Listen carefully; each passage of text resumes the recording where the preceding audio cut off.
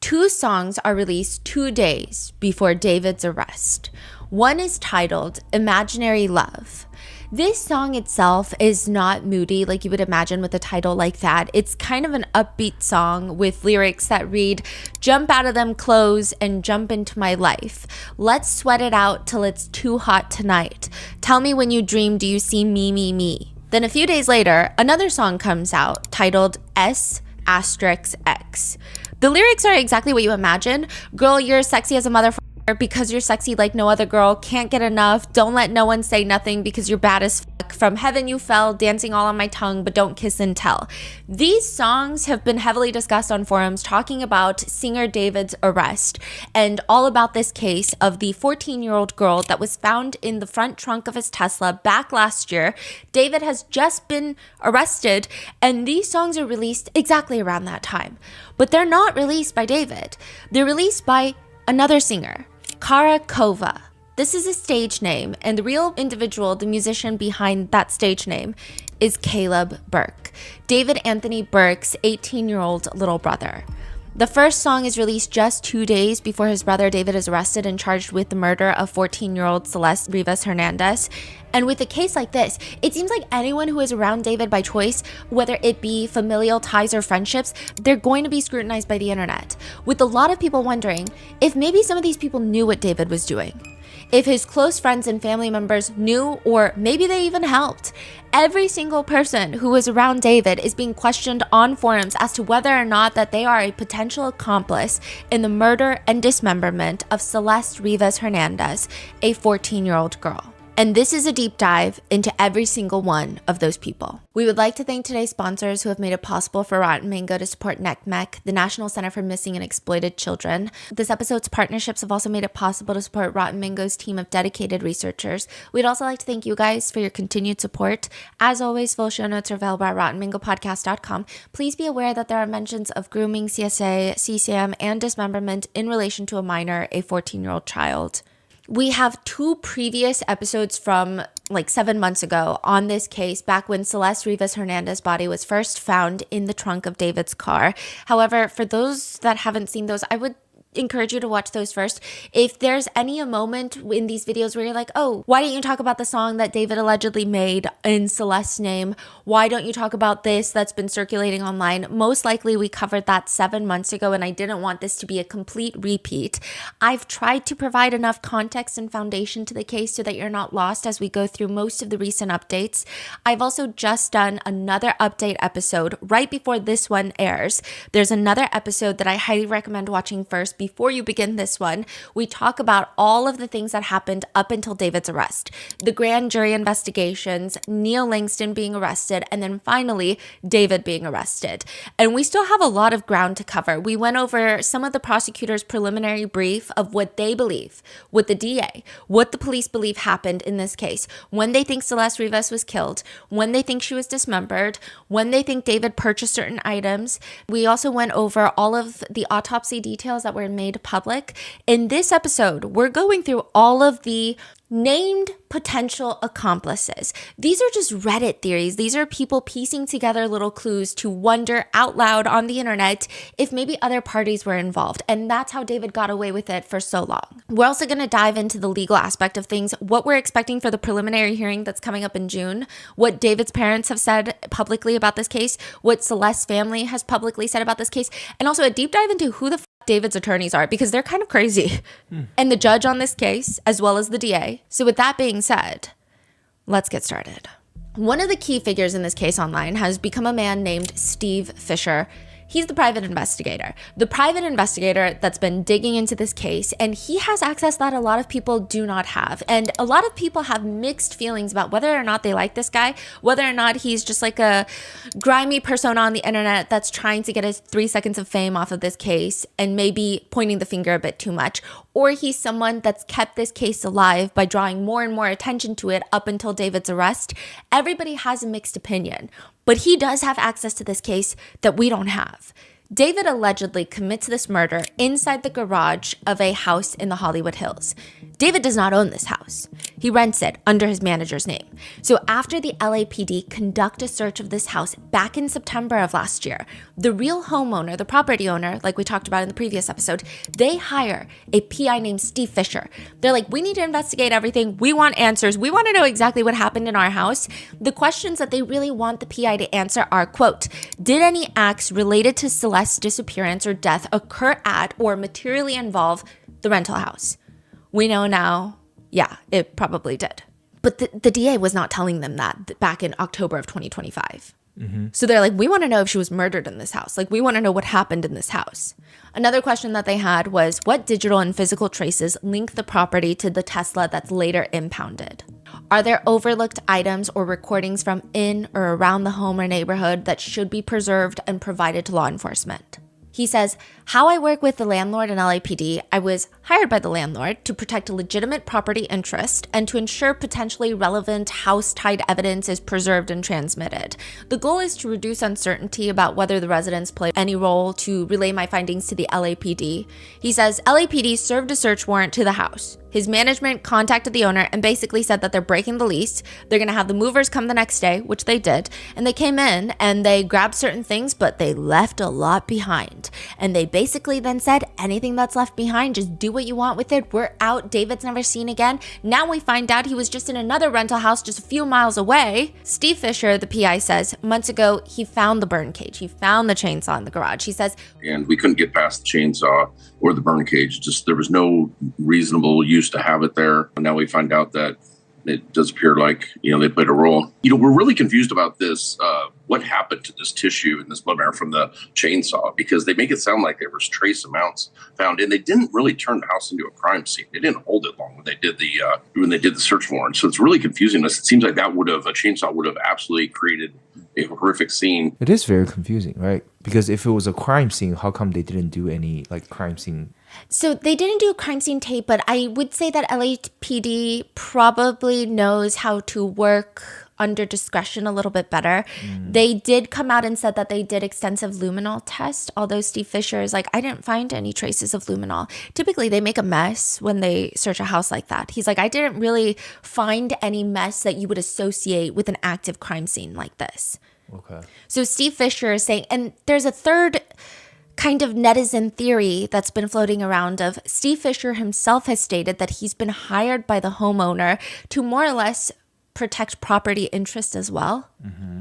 So it would be in his best interest, or at least the homeowner's best interest, if this murder did not happen inside the house. So some people think that that's why Steve Fisher keeps pushing this narrative that maybe the crime took place in Santa Barbara. But then he just wouldn't have even talked if he's trying to preserve the interests of the house owner. Right? There's a lot of back and forth about that. But one of the most alarming details, the most important detail that I think the PI has come out with, has gone public with, is his belief that there were other minors David was in contact with. Steve Fisher says that he is in contact with at least 2 other minors who David was communicating with around the same time that he was communicating with Celeste. You allegedly have proof that David was allegedly involved with other minors? Yeah, and I've brought that up before. But I have another minor that I've been in touch with for months and sent me photographic evidence of her and David at the rental house, and which was an illegal relationship. He states that he's got pictures. He says he has proof that at one point, David had 2 rental homes. So he had signed, the manager, Josh Marshall, had signed this specific, let's call this the house. He signed the contract to the house, but the contract to David's previous place on Doheny had not expired yet. So he had 2 active leases, more or less. Yeah. So he's saying that on Valentine's Day, he knows for a fact that Valentine's Day of 2025, he had Celeste in one house and another minor in a different house for Valentine's Day. That's what he's claiming. Now, apparently, one of the girls has been in contact with him, and even this whole text message thread had been released, and it's hard to verify, but they're having it's a message between the girl and David, and they're having a cheeky conversation about her fighting off his alter ego, Itami. She says, I would definitely win an Itami fight-off. David responds, no, you would not. Who released this? This is just circulating online. Steve Fisher seems to be heavily involved with getting information out there. So he's saying that 2 other minors were communicating with David at the time, then other people have been trying to track down these minors.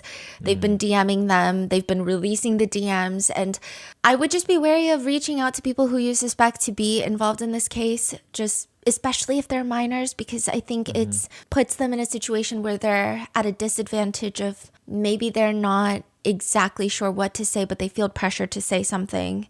And then those being released publicly is a lot. But unless they speak out publicly themselves. But one of the minors in this message, she writes back, proof? David writes, you not winning against me, you're definitely not winning against Atami. She responds, I would karate chop that bee. How would I not win against you? Let's be real. David allegedly sends a gif of a streamer who's making a funny face to the camera with his arms behind his back. And you can't really see his arms. It almost looks like he doesn't have arms. And he responds, you, after me and Atami, cut off both your arms. She responds just ... Steve Fisher has posted online on Twitter, I also have proof that he had an ongoing illegal relationship with another minor at the exact same time that this was going on with Celeste. This proof includes a statement from the minor and dozens of photos that include the minor and David. Yes, law enforcement is aware of this relationship. I'm also aware of a third minor. This is a pattern. Why charges are not filed? This was before. For this pattern of abuse against minors is beyond logic to me. It's as if homicide or nothing. How about justice for all the victims and stopping this from happening to someone else? We have to keep the pressure on, and it's time for more pressure. So this is before David is arrested for murder. He's saying, at least get him for abusing minors. The PI, Steve Fisher, also states, after LAPD served a warrant and departed, I documented several items at the property that I believed are important to the case and understanding who David's inner circle of friends are. Why this matters for the house? These materials affect the question of whether planning, post-incident staging, or other relevant conduct intersected with the rented premises. The PI writes in a tweet, based on the timeline, I do not believe David was alone for more than brief periods between April 23rd and April 25th. So these are the days of the murder that the prosecutors believe happened. So he's saying those days included the Coachella wind down, the release of his Withered album, pre-sales launching, and a release party in his honor, then flying to New York City for a Band Lab event. He was at a peak moment in his career. Management, publicists, and others in his orbit were all present. The starfucker friends were all around. It's difficult to believe that no one knew anything about Celeste. Immunity may protect someone legally, but it does not shield them from public perception, especially if information was not brought forward immediately. So Steve is almost insinuating like that time frame that the prosecutors dropped, I know there's no way that he was alone for long periods of time. So if he's not alone for long periods of time and Celeste is dead in the house, someone must have known. He says in an interview, I think he had help. I think there's going to be other people that go down. I don't think he can do it by himself. I'm not saying in the murder itself, but I do think in the dismemberment or at least the moving around. I think there's going to be financial transactions that come out in this that are, if this goes to trial, they're going to show that there were people that were getting money and it's going to look really, really bad. A lot of people are under the impression that David must have had help in some way. I mean, there are a handful of names that have been circulating which netizens believe could be at the very least informative individuals who might have information that the public is not privy to, just based off their publicly known close working relationship and or friendship with David. It doesn't mean that they actually know anything. And again, these are just internet theories. The police and DA's office have rightfully remained really tight-lipped about the possibility of witnesses getting immunity deals if they're going to make any more arrests. If there's accomplices that they're looking into, the LAPD chief is asked, are you only looking at him or you're looking at the possibility of other people? The investigation is ongoing, so I wouldn't say ever that it couldn't lead to other places. But yeah, I wouldn't comment on that much at this point. The PI states, I don't think he had a lot of downtime by himself, coming off of Coachella and all these PR events happening. And by the 25th, from the 23rd, he kills her. By the 25th, he's in New York. He has a party, album release, all this stuff is happening. Who was around him? I think that's really going to be key. So let's go through all the circulating names of people that netizens think might know the most. The first one is obviously Neil Langston. He's the one that LAPD arrested in Montana for failing to appear to the grand jury subpoena. They hauled him back to LA, sat him in front of the grand jury, allegedly, because it's sealed. I can't get it seems most likely that's what he was involved in. He was in the courthouse. He gets arrested for not showing up. There's a grand jury investigation with the target being David Anthony Burke happening all simultaneously. But to say 100% he's not involved in a different grand jury subpoena, right, legally speaking, they sit him in front of a grand jury, allegedly, where he testifies for what appears to be 40 minutes. So people are not allowed into the room with the grand jurors. There's no reporters that are allowed in, no court reporters, nobody's allowed in. However, you can still go into the courthouse. You can still wait outside the courthouse. You can wait outside in the hallway of the courthouse. You can see where Deputy DA Beth Silverman, who's working this case, is. So you can do a lot of things, but you can't be in the room. So this is from someone who was on site? Yeah, lots of people were on site. Lots of people were leaking information to primarily TMZ. So I would take it with a grain of salt, but it does seem highly likely that he was there for the grand jury. And I would say that he was only there for about 40 minutes. That seems to be solid information that is not really up for debate. Now, people say that 40 minutes is very suspicious because, first of all, why would LAPD go through the hassle of going to Montana, arresting him, bringing him back to LA, unless they think that he's going to be of high probative value? Like he's going to provide some sort of information, some sort of witness statement that can put David Anthony Burke at the scene of the crime. Like he must know something. Even if he doesn't think he knows, he might know without understanding what it means. Like, oh yeah, that day, he might not know what that day means, but like, oh, May 5th, he told me he couldn't do something, and then he had this cut on his arm. Like he could know something without knowing he knows. But he finally gets to LA. He's in there for 40 minutes, and he says, what? We don't know. 40 minutes? Is he talking in 5 times speed? Or is he not saying anything at all? Most people think it's the latter. He only testified in front of the grand jury for 40 minutes. Meanwhile, David's manager, Robert Morgan Roth, he was on the stand reportedly for 3 days in front of the grand jurors. Wow. Netizens think that the entire time Neo Langston pled the fifth, which even that has been a huge debate. TMZ got involved. It's a very weird, messy rabbit hole that I don't know how productive it is at this point in time, but David's attorney, Blair Burke, has been reported to be vacation buddies with the TMZ founder, Harvey Levin. And ever since Blair Burke took on David's case, people have a feeling that the TMZ news has shifted, where Celeste is consistently referred to as the young lady versus the child, the girl, the young girl, the baby, like 14-year-old. They also think that even Neo Langston, TMZ is like, he pled the fifth. Then they're like, well, he didn't plead the fifth. We heard that he said, I don't know to all the questions, which is technically not pleading the fifth. Neo's attorney says that he was cooperating with the prosecutors, which he can say all of that, and that doesn't mean anything. Just because you say your client is cooperating with the prosecutors doesn't mean he didn't plead the fifth, and doesn't mean that he didn't answer I don't know to everything, because, in the off chance that he really doesn't know, he's still cooperating. He's still answering the questions. But it's become this whole thing. Netizens do not have a positive view of Neo Langston, not even in the slightest. This is just generally speaking across the board. I truly have no strong opinion on whether or not he's involved or knew anything.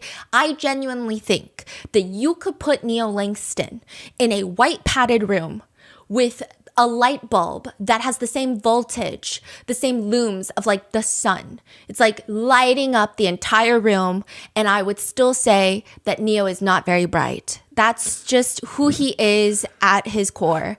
One of the key pieces of quote unquote evidence netizens have been holding onto for believing that Neo knows more than he's letting on, aside from the very close proximity to David during this timeline of the murder and dismemberment alleged. In this ring video, there's this ring video that the PI releases. So April 29th, the PI releases ring camera footage from one of the neighbors' houses. And he's like, I've been holding on to this for a really long time. I didn't want to release it until, the police did their work. So it reads, now that the prosecution has released a briefing for the preliminary hearing in the David case, we are releasing surveillance footage of the Tesla being moved on July 29th. The driver is a lighter skinned with long hair wearing a red jersey. Wait, July 29th? Yes. Oh, they're just casually moving the car in the neighborhood? Okay. So to which all the responses are reposting a picture of David and Neo that was taken on July 28th. It was at least posted on Instagram on July 28th. Could have been taken the night of July 27th. Could have been taken 2 years ago, right? Who knows? But it's posted the day before this alleged car movement ring camera footage. Neo is wearing his so-called favorite red jersey. He does have long hair, and he's like a pale, I think he's half Chinese or full Chinese. I think he's Chinese. He spoke about being Chinese. So it appears like it's him. That's what netizens are saying. I think the video is approximately 1 pixel in quality. Oh. I really can't tell you. Some people are saying it even looks like the driver's holding their nose as they drive. I don't know, but netizens are taking this and saying it looks like Neo, and Neo loves wearing his red jersey. He was pictured in it the day before this footage. maybe this is Neo. However, the state in the brief regarding the preliminary hearing states that David was the last person to drive the Tesla on July 29th, which could also be true. So either this is a video of David driving the Tesla, and because it's 1 pixel in quality, we really can't tell between Neo Langston or David Burke. Or this could be Neo drove it in the morning, and then David was the last one to drive it on the day of July 29th. There's no conversation about Tesla's cameras? There was. It seems like all of that would have been gone by the time that they found it. Yeah, they found the car and Celeste's body. And even if they subpoena it, I wonder if it'll be like a situation for what happened with Nancy Guthrie's case, where technically the Ring footage is not saved to her, or the Google Nest footage was not saved to her phone, but they subpoenaed Google, and Google was able to somehow get this footage that was logged. But if that, I mean, that could take months. Nancy Guthrie's case took a while for that footage to come out, but not nearly as long. That would be like the most critical, right? So it could be Neo driving it. It could be David driving it. But all we know is that the prosecutor said he was the last one to move the car, which some people think is interesting because the prosecutors could have also written, knowing that there's so much online speculation about this case, David Burke was the only one to move the Tesla and it was last moved July 29th. But instead the wording is he was the last one to move the car July 29th before he went on tour. Which nothing's necessarily wrong with that wording, but some people online are saying, well, why wouldn't the prosecutors just tell everyone, like, hey, he was the only one that ever moved the car, and it was last moved on July 29th. Instead of saying he was the last one to move it. It almost sounds implying there could be someone else before. And maybe they did that wording because they also don't know, and they want to make sure to leave it open just in case. Or they know something that we don't know, which they know lots of things we don't know, but... So there are netizens who think that Neo is not the one in the car. There are ones that they think he is the one in the car. But honestly, I can't tell. It's genuinely 1 pixel in quality. I can't tell who it is. I couldn't even tell you one thing about the person driving this car in this footage. But the private investigator released that basically saying this is Neo? He's always been on Neo's neck. He's always had his foot on Neo's neck. He doesn't outright say it, but it's almost insinuated by a lot of people in the comments at least. And the July 4th Sakura live stream has become a big pivotal point in why people think that Neo was involved. If you haven't watched the last episode, go watch that, but we do a full breakdown on it. David, this is July 4th, so this is months after Celeste has already been allegedly killed. He's in the bathroom of his house. Twitch streamer Sakura is live streaming. Neo is sitting next to her. It's just Sakura and Neo in frame. David walks over and starts apologizing to Sakura about why his house smells. He's like, oh, the bathroom smells because I just took a shit in there 2 hours ago. Sakura doesn't think anything of it. And genuinely, the people that think that she knows something, I think that they're just trying to do a witch hunt. I don't think that everybody that knew David knew something. Otherwise, he would have gone to jail much quicker. And she looks genuinely confused. She's just like, oh, don't even worry about it. Like, I also just took a shit. And David is like, type shit. They do a handshake. Neo looks uncomfortable. A lot of people think that in this footage, Neo looks uncomfortable because he's like, David, why are you bringing this up on live stream? Like, you need to shut up. Don't talk about this on live stream. I didn't necessarily interpret it that way. I mean, I guess I could if I really want to kind of analyze the footage that way. I think he's trying to play it up for the cameras of like, oh God, these people are crazy. They're talking about pooping. Because it was like a very, like a little performative, almost like a reactive to... Yeah, like it's very obvious. Yes, reaction. It's like, why are you guys hearing this? Right, wow, look at them handshaking for shitting together. So it wasn't like a subtle shift. It's like obvious he's making faces. Yes. It was not like a subtle tensing up of like, okay, let me quickly change the topic. Right. It was very like, ew, gross. Trying to play it up for the cameras. In a teasing manner, right? But I still think Neo is a weird person. Neo has since publicly spoken out. He says in a series of stories, Instagram stories, me and my lawyer were actually planning on making a statement soon, but obviously now is the best of time since TMZ decided to leave out the actual full statement, so here you go. Then you click the next slide because it's Instagram story. The first statement is from his attorney. What did TMZ like say about him? TMZ, I mean, I think that people are connecting Blair Burke, David's attorney, and TMZ's Harvey Levin. I don't necessarily think that TMZ is Neo Langston's mouthpiece. If anything, they seem to be going down harsh on Neo Langston. They were just releasing bits and parts of his statement. And I don't think that they, in this particular situation, misled the audience, because Neo Langston has had some weird social media posts since David's arrest that we're going to go through. So he posts the full statement, and the first one is a statement from his attorney, Shockey Law, and it reads, "My client, Mr. Langston, will not make any public statement at this time as the investigation is ongoing. What I can share is that since returning to Los Angeles, Mr. Langston has fully cooperated with law enforcement and will continue to assist the prosecution as needed. As the investigation continues, it will become clear that Mr. Langston played no part in this heinous crime, and that he was and continues to be wrongfully persecuted in the court of public opinion, resulting in unwarranted and belligerent harassment directed towards my client and his family. We sincerely hope that justice is ultimately served for the victim and her family. Shockey Law." He's like, my client will not make a statement. You click the next button, Neo fucking Langston makes a statement.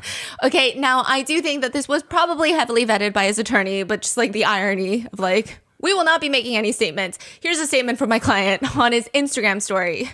Neo says, "I understand due to my silence and the silence in general, it leaves a void of information that everyone wants to fill. But at the end of the day, this case isn't about me. It isn't about you. It's about getting justice for the victim and her family." And the fact that like they won't say her name.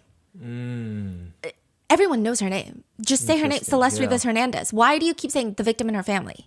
It's about getting justice for the victim and her family, and I care a lot more about that than trying to fill that void because of public opinion. Obviously wasn't doing my part at first, but now I am. So he's saying all I've ever done is try to get justice for her family. I mean, I wasn't in the beginning, but now I am. So he's like, okay. What is going on? I've stayed loyal to my mindset, and I will continue to. I'm not publicly going to give any opinion or emotion about this case because I find it disrespectful and not my place to weigh in on it, especially as it's still ongoing. I'm not going to spam posts to justify and perform my feelings and thoughts for the internet, trying to satisfy people who have already made up their minds about me.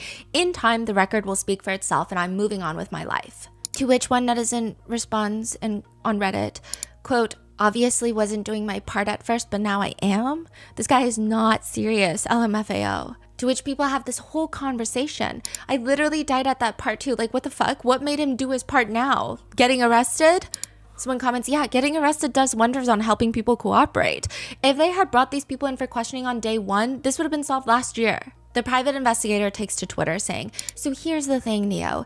If you have to tell, quote, my side of things, that means you were involved in the things. You just want everyone to believe that you did less of the things.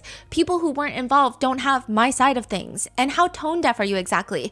Your Weep For Me post has 11 references to you and not a single mention of Celeste Rivas Hernandez, who is dead. She's dead because of the things you're trying to explain away. Nobody cares about your feelings, Neo. This is about Celeste and justice in her name." One person astutely points out, "What bothers me most about these kinds of posts are the lack of situational awareness in combination with the obvious narcissism. Any sane or rational person would fully understand why the public suspected a connection. Like, it's not like people just picked a random guy to throw suspicion at. He doesn't seem to understand why people are reacting the way they are. And although he says this isn't about me, he goes on to talk about the unjust way that he has been treated. There are consequences to hanging out with the wrong people, and when those people are as evil as David, you can't just escape the karma of that." But the more confusing part is that Neo has made statements previously on this. Like, if you just read this statement, you'd be like, oh, he's never made a statement before. He went on Instagram and posted on Close Stories, okay? He writes, this is like a day or two before, on Close Stories. He goes, "Thankfully, I'm legally fine in every way. And boy, do I got all my receipts for things. Ha ha ha ha ha." What does that mean? I'm legally fine. That's what people are pointing out. Legally fine is an interesting distinction between innocent. I have nothing to do with it. I'm innocent. I have no involvement. Yeah. Versus legally fine are very different things. Yeah, that's really... Then the next slide of that reads, "I think the worst part is that I've told so many people that I thought I trust and I thought knew me as a person, my side of things, for all that to be thrown out the effing window as soon as I get arrested and they slap that dickhead's name next to mine. And for the record, the thing I was arrested for, I wasn't even charged. They never filed it. And my warrant was retracted because there's more to the story." I mean, his warrant was retracted because he got extradited to LA and he did go in front of the grand jury, apparently. All of this is just very bizarre. Yeah. And he keeps saying, like, my side of things. I think that's the thing the PI is also pointing out, in the sense of, what do you mean your side of things? Either you have zero involvement and you had no idea what was going on, or what's your side of things? These very specific statements had led a lot of netizens to speculate that Neo maybe moved the car or was somewhat involved, but maybe he didn't know what he was doing. He's just been told, hey, move the car for me periodically. Here's the key. And he's moving the car. And that's why he's saying, I told people that I trust my side of the story. And then once I get arrested, everyone's slapping that dickhead's name next to mine. It almost sounds like this is speculating, netizens speculating, that you told your friends, I didn't know there was a dead body in the car. He just told me to move the car. And now they don't believe me. And these are people that I thought I trusted. Versus, I told people I know nothing. I did nothing.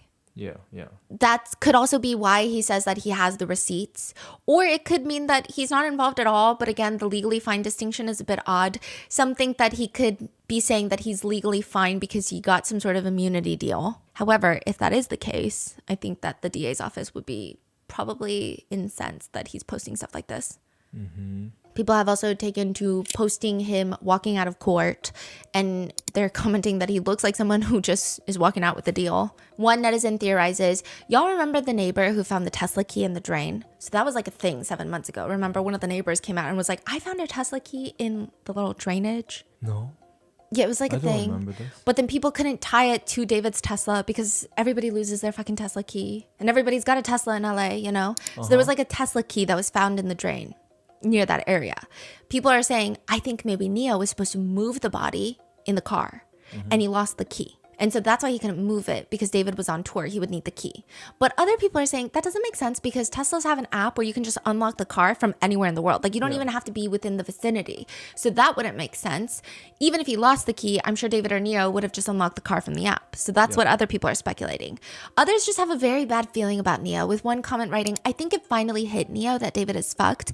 And Neo only cares about himself at this point. His days of clout with David are over. His choice to keep covering for him while receiving no benefits, or to cooperate and hope to save his reputation, I think he's going to do the latter. I really think Neo thought this shit would blow over. David would pick his career back up and he could just continue being celeb adjacent. After he's arrested, he realized this shit is over. The PI speculates that Neo is arrested in Montana, brought back to LA. He goes in front of the grand jurors. He says, I don't know, or pleads the fifth to everything. And the PI is speculating now they're using that as leverage to say, listen, we're pleading the fifth. You want to work a deal? Offer us immunity of some sort, whatever deal that we're looking for, and then we'll talk. He writes on Twitter, I have a feeling what happened was that they used that to let them know that was their intention. And they probably met a day or two later with whoever they needed to meet with on the DA side and worked out some sort of agreement, and probably then ended up giving the testimony that he had. The importance of Neo in this entire investigation is still up in the air, but people seem to be agreeing that he seems somewhat important for the LAPD to go all the way over there. One legal expert states, I don't know what his role is, but what leads me to believe that this is an important witness, you don't go through the trouble of getting an arrest warrant, going out of state, having that individual arrested unless you're a key witness. That's just not how the LA County's DA's office typically works. So he just went home right after the grand jury, basically? I think he lives in LA. I think his mom lives in Montana. So I think he's still in LA. Okay. Yeah. And his charge was dropped. Okay.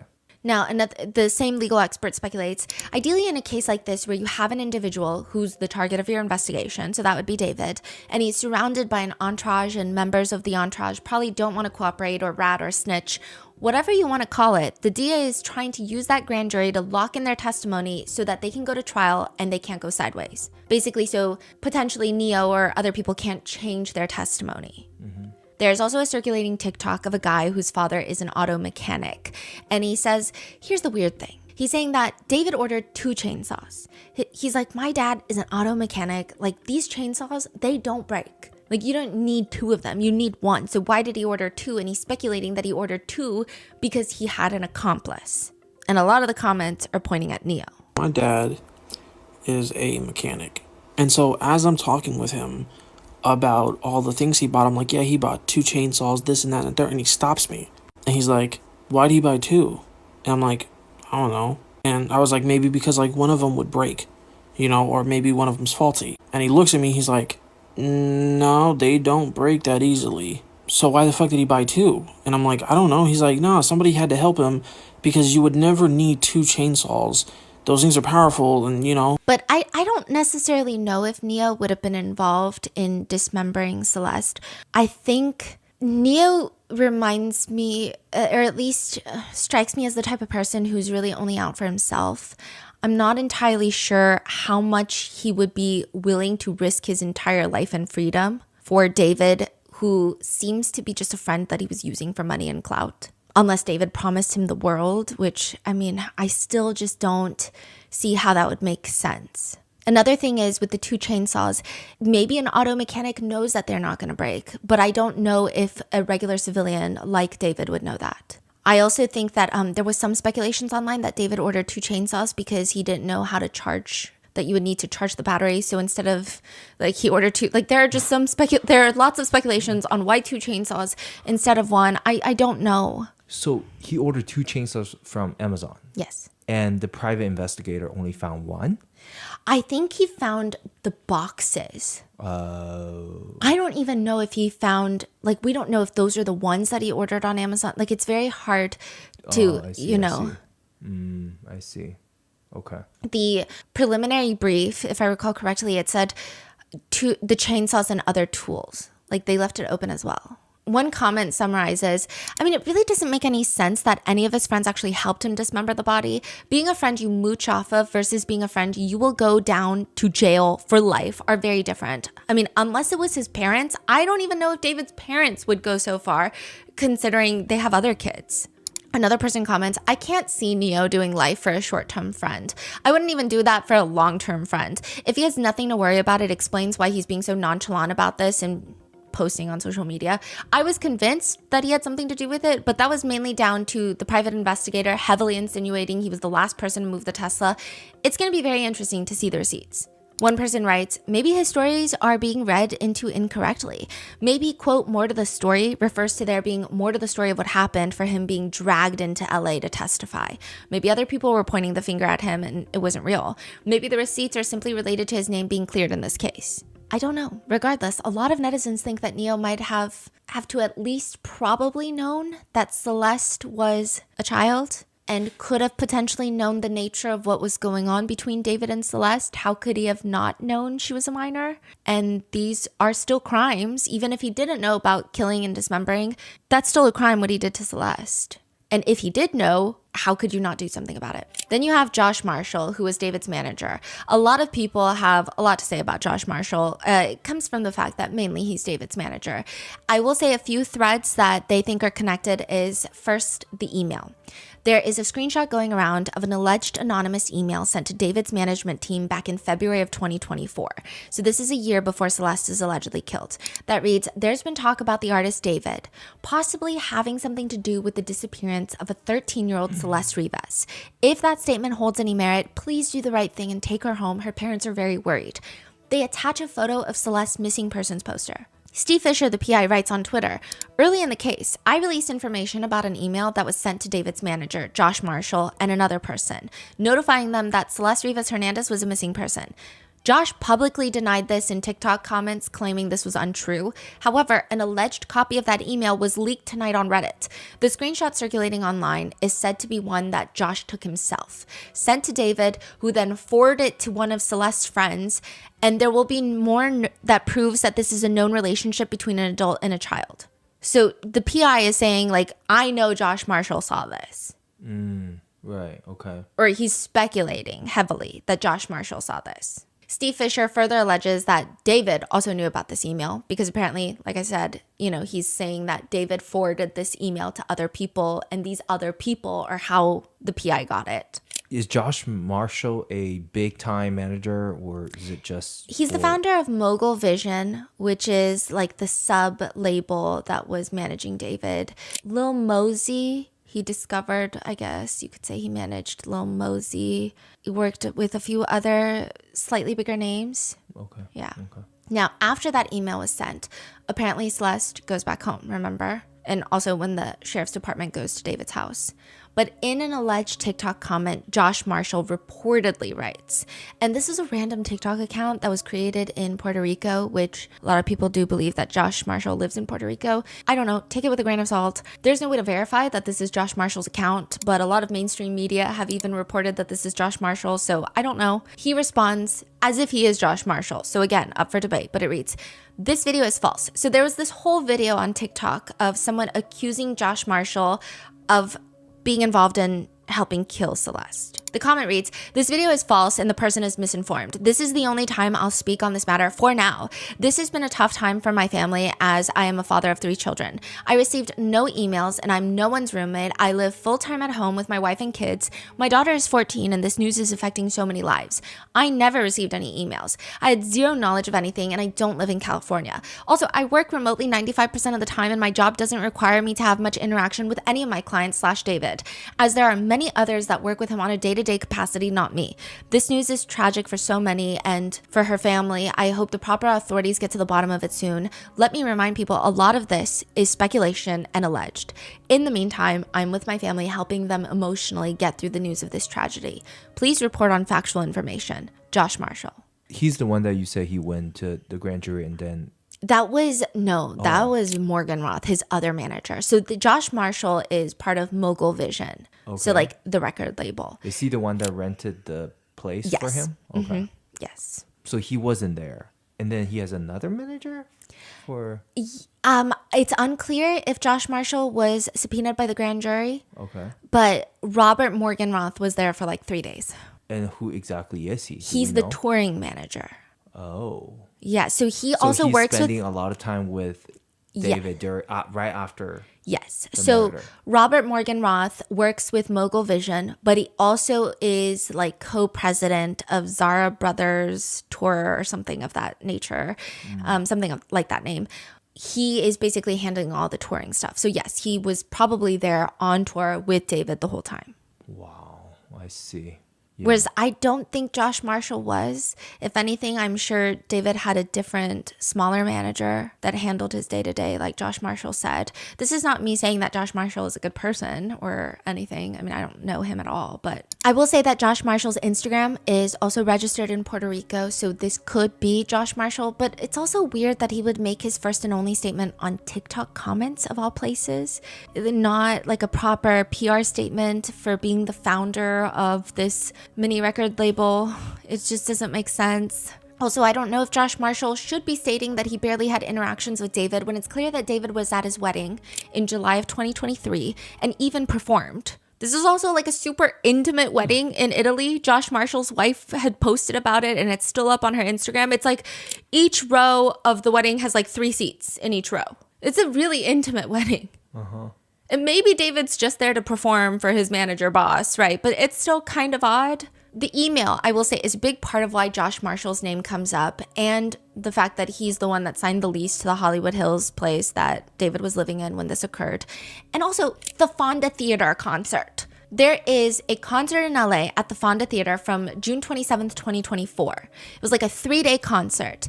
And Celeste is pictured in the VIP section at this massive concert with Josh Marshall, David's parents, David's siblings, and other members of David's entourage in the VIP section. This is where we get the video of what looks like, and this has been, Caleb Burke, David's brother, has spoken up about this since then, but what looks like Celeste and Caleb walking back. Like they just went backstage, right? Or... Yes. Now, he does clarify what they were doing in that context, but he confirms that's Celeste. And the photo you're referring to? Yes. We can see them very clearly? I mean, it's like 10 pixels. Yeah, pretty much. I mean, if you factor in that Caleb confirmed that's Celeste at the Fonda Theater, she's wearing the same clothes. You can't really zoom in and see her face super clearly, but it matches. Oh, wow. Now, Celeste is there, and they have this huge photo booth set up at the Fonda Theater. And conveniently, she's not in any of the photo booth pictures that were taken and uploaded. There are members of David's friend group, his family, his management team, people from Mogul Vision that are in these photo booth pictures that she is not in. She's there in the VIP section, but she's not with them in any of the photos. So maybe Celeste told them that she doesn't want to be in any photos, or David told them that she can't be in any photos, or David specifically told them that she shouldn't be because she's a minor, or maybe everybody already knew she was a minor and that's why they didn't want her to be in the photos. Why was she not in the photos? Why was she there? Why didn't anybody realize that she's clearly a minor? And the most damning in terms of legally speaking, I mean, I'm pretty sure it's illegal for Josh Marshall to rent the Hollywood Hills home under his name and not mention to the homeowner that David is the one living there. That's like the biggest tie. If I'm not mistaken, the homeowner didn't even know David, the singer. And they're like, okay, so now we find out that a singer is living in our house and they found a body in his car. So it's highly, highly doubtful, I will say, that someone like Josh Marshall, who founded Mogul Vision, is going to be involved in helping David with something like this. I think, if anything, netizens are questioning whether or not he knew Celeste was a minor and whether he did anything about it. And it seems like he didn't do anything about it if he knew. Then there's Robert Morgenroth. He's the president of David's touring company, like I said. He was heavily present during David's tour. This is taking place right after David allegedly murders Celeste. Robert Morgenroth testifies in front of the grand jurors for what has been reported as 3 days. But one thing that's very interesting is apparently he came out into the hallway to talk to his attorney, because defense attorneys are not allowed in there. Not that he's a defendant, but attorneys are not allowed in. That's crazy. Yeah, because it's an investigative grand jury. So the attorneys, they wait in the hallway, and he apparently comes out into the hallway, and this was loud enough so that other people in the hallway could hear. And it's been reported that he says she, Beth Silverman, the deputy DA, presenting the case to the grand jurors, she was very pushy on why I didn't call the police. We don't know if this really happened, or maybe passerbys misheard what he said, but he allegedly continues to tell his attorney in the hallway, I said I feel like I didn't have the responsibility to do that and just wanted to continue with the tour. Even if he did say that, it's unclear what he's referring to. Is he referring to potentially that he knew that Celeste was underage and she was missing and that she was with David before she had gone missing, or that there's a body in David's car? Most netizens think it's the former, that he knew that Celeste was a minor and had gone missing. I can't verify this, but according to Redditors, the only statement that he's made publicly is, it's not even a statement, but apparently he privated everything. And he did post a recent story where he had a screenshot of his company making $900,000 thus far in 2026 since year start. And in the past month made about $350,000. From, I guess, other tours, other things. He posted his revenue? Yeah. What is going on? Yeah. Like a flex? Yeah. Okay. I guess he's so bothered by everyone talking about him, or at least it feels like he's so bothered that he must be like, no, guys, I'm still killing it. One netizen comments, Robert Morgenroth hasn't made a single public statement, but he has made time to post about his company making $800,000 to $900,000 in 2026. Meanwhile, his former client David is facing serious charges, and he's reportedly been questioned for days in front of a grand jury. The priorities here are interesting. Then there's Asia Collins, who is a very close friend of David's, or at least appeared to be in the past. There were reports during the grand jury hearings that there was an unnamed female witness that was being uncooperative. A lot of Redditors believe that if this is true, they think it could have been Asia Collins. But we don't know for sure. We don't even know if she was subpoenaed. Who is she exactly? Is she a streamer too? I would say she's like Neo Langston in the sense of, I don't even know if I could identify them as streamers because they're not known as streamers. They're not that well known. Right. They're mostly known as David's friends. Yeah. Maybe. Okay. That would stream. But it seems like a lot of their streams revolved around David and having a famous friend. There's a few viral clips because she is the one in the 4th of July stream with Sakura, who's an actual streamer, and she's getting ready next to Sakura. This is where, again, David apologizes for the smell in the house, attributes it to him pooping 2 hours ago. She's also in a separate live stream. This is from David's live stream. So it's David and Asia Collins, and they're sitting and they're reacting to these videos. And I guess these very young fans had set in a video for David to see. I think they're singing one of his songs. They look really young. They look 11, 12. There's a clip of David. They're up on the screen and it's paused. So the 2 young girls are just sitting there. And then David's talking to Asia and he's screaming, I'm a gooner, I'm a gooner, I'm a gooner. I'm a gooner. I'm a gooner. I'm a gooner. Gooner is like someone who self-pleasures a lot, is what gooner means. What? So people have taken this. We don't know the context? We do know the context. So people have taken this clip and they're saying, look, Asia Collins knew. There's 2 young girls on the screen and David is screaming, I'm a gooner, I'm a gooner, I'm a gooner, right? So Asia obviously knew something. People are like, look at her. She's like the Ghislaine Maxwell of David. That's a crazy thing to say considering the scale of which Ghislaine Maxwell and Jeffrey Epstein had victimized people. But people are just equating her to being a wannabe Ghislaine Maxwell, saying she knew, she didn't care, she just wanted the fame and money. I think some context is in that live stream. They paused the video and I guess they got sidetracked about a different conversation. And Asia was like, no, I need to see your phone. Like she wanted to look through David's phone. And that's when David is like, no, you can't because I'm a gooner. Like you can't look through my phone because probably there's like X-rated videos on there. We now know that there's CSAM on there. But he's saying things like, I'm a gooner, I'm a gooner. You go through your TikTok life. No, you can't go to my life. My life's too. What if I don't show him? What if I don't show him? Nah. So some people are saying, well, it's not fair to take it out of context. Other people are saying it's still incredibly weird as a public figure to have 2 clearly underage girls on the screen. You're live streaming and you're screaming things like I'm a gooner. Now, what is interesting is that Asia Collins is under a lot more scrutiny than quote unquote decoy Celeste. Because if you remember 7 months ago, most of the conversation was actually about who is decoy Celeste? Yeah. Who is the older Celeste? Did older Celeste know about younger Celeste? Did they ever meet? Now, the PI Steve Fisher says, so there is another Celeste that was not super close with David. Really? That other Celeste is actually really close friends with Asia. And Asia is the one that's close with David. Wait, decoy Celeste is not like It seems like she's not. Wow. And I will say, even watching the 2-hour live stream that Sakura posted on 4th of July that is relevant to this case, Asia and David seem a lot closer. The way they interact, the way they talk to each other, whereas the older Celeste just seems very quiet and on the side. Oh.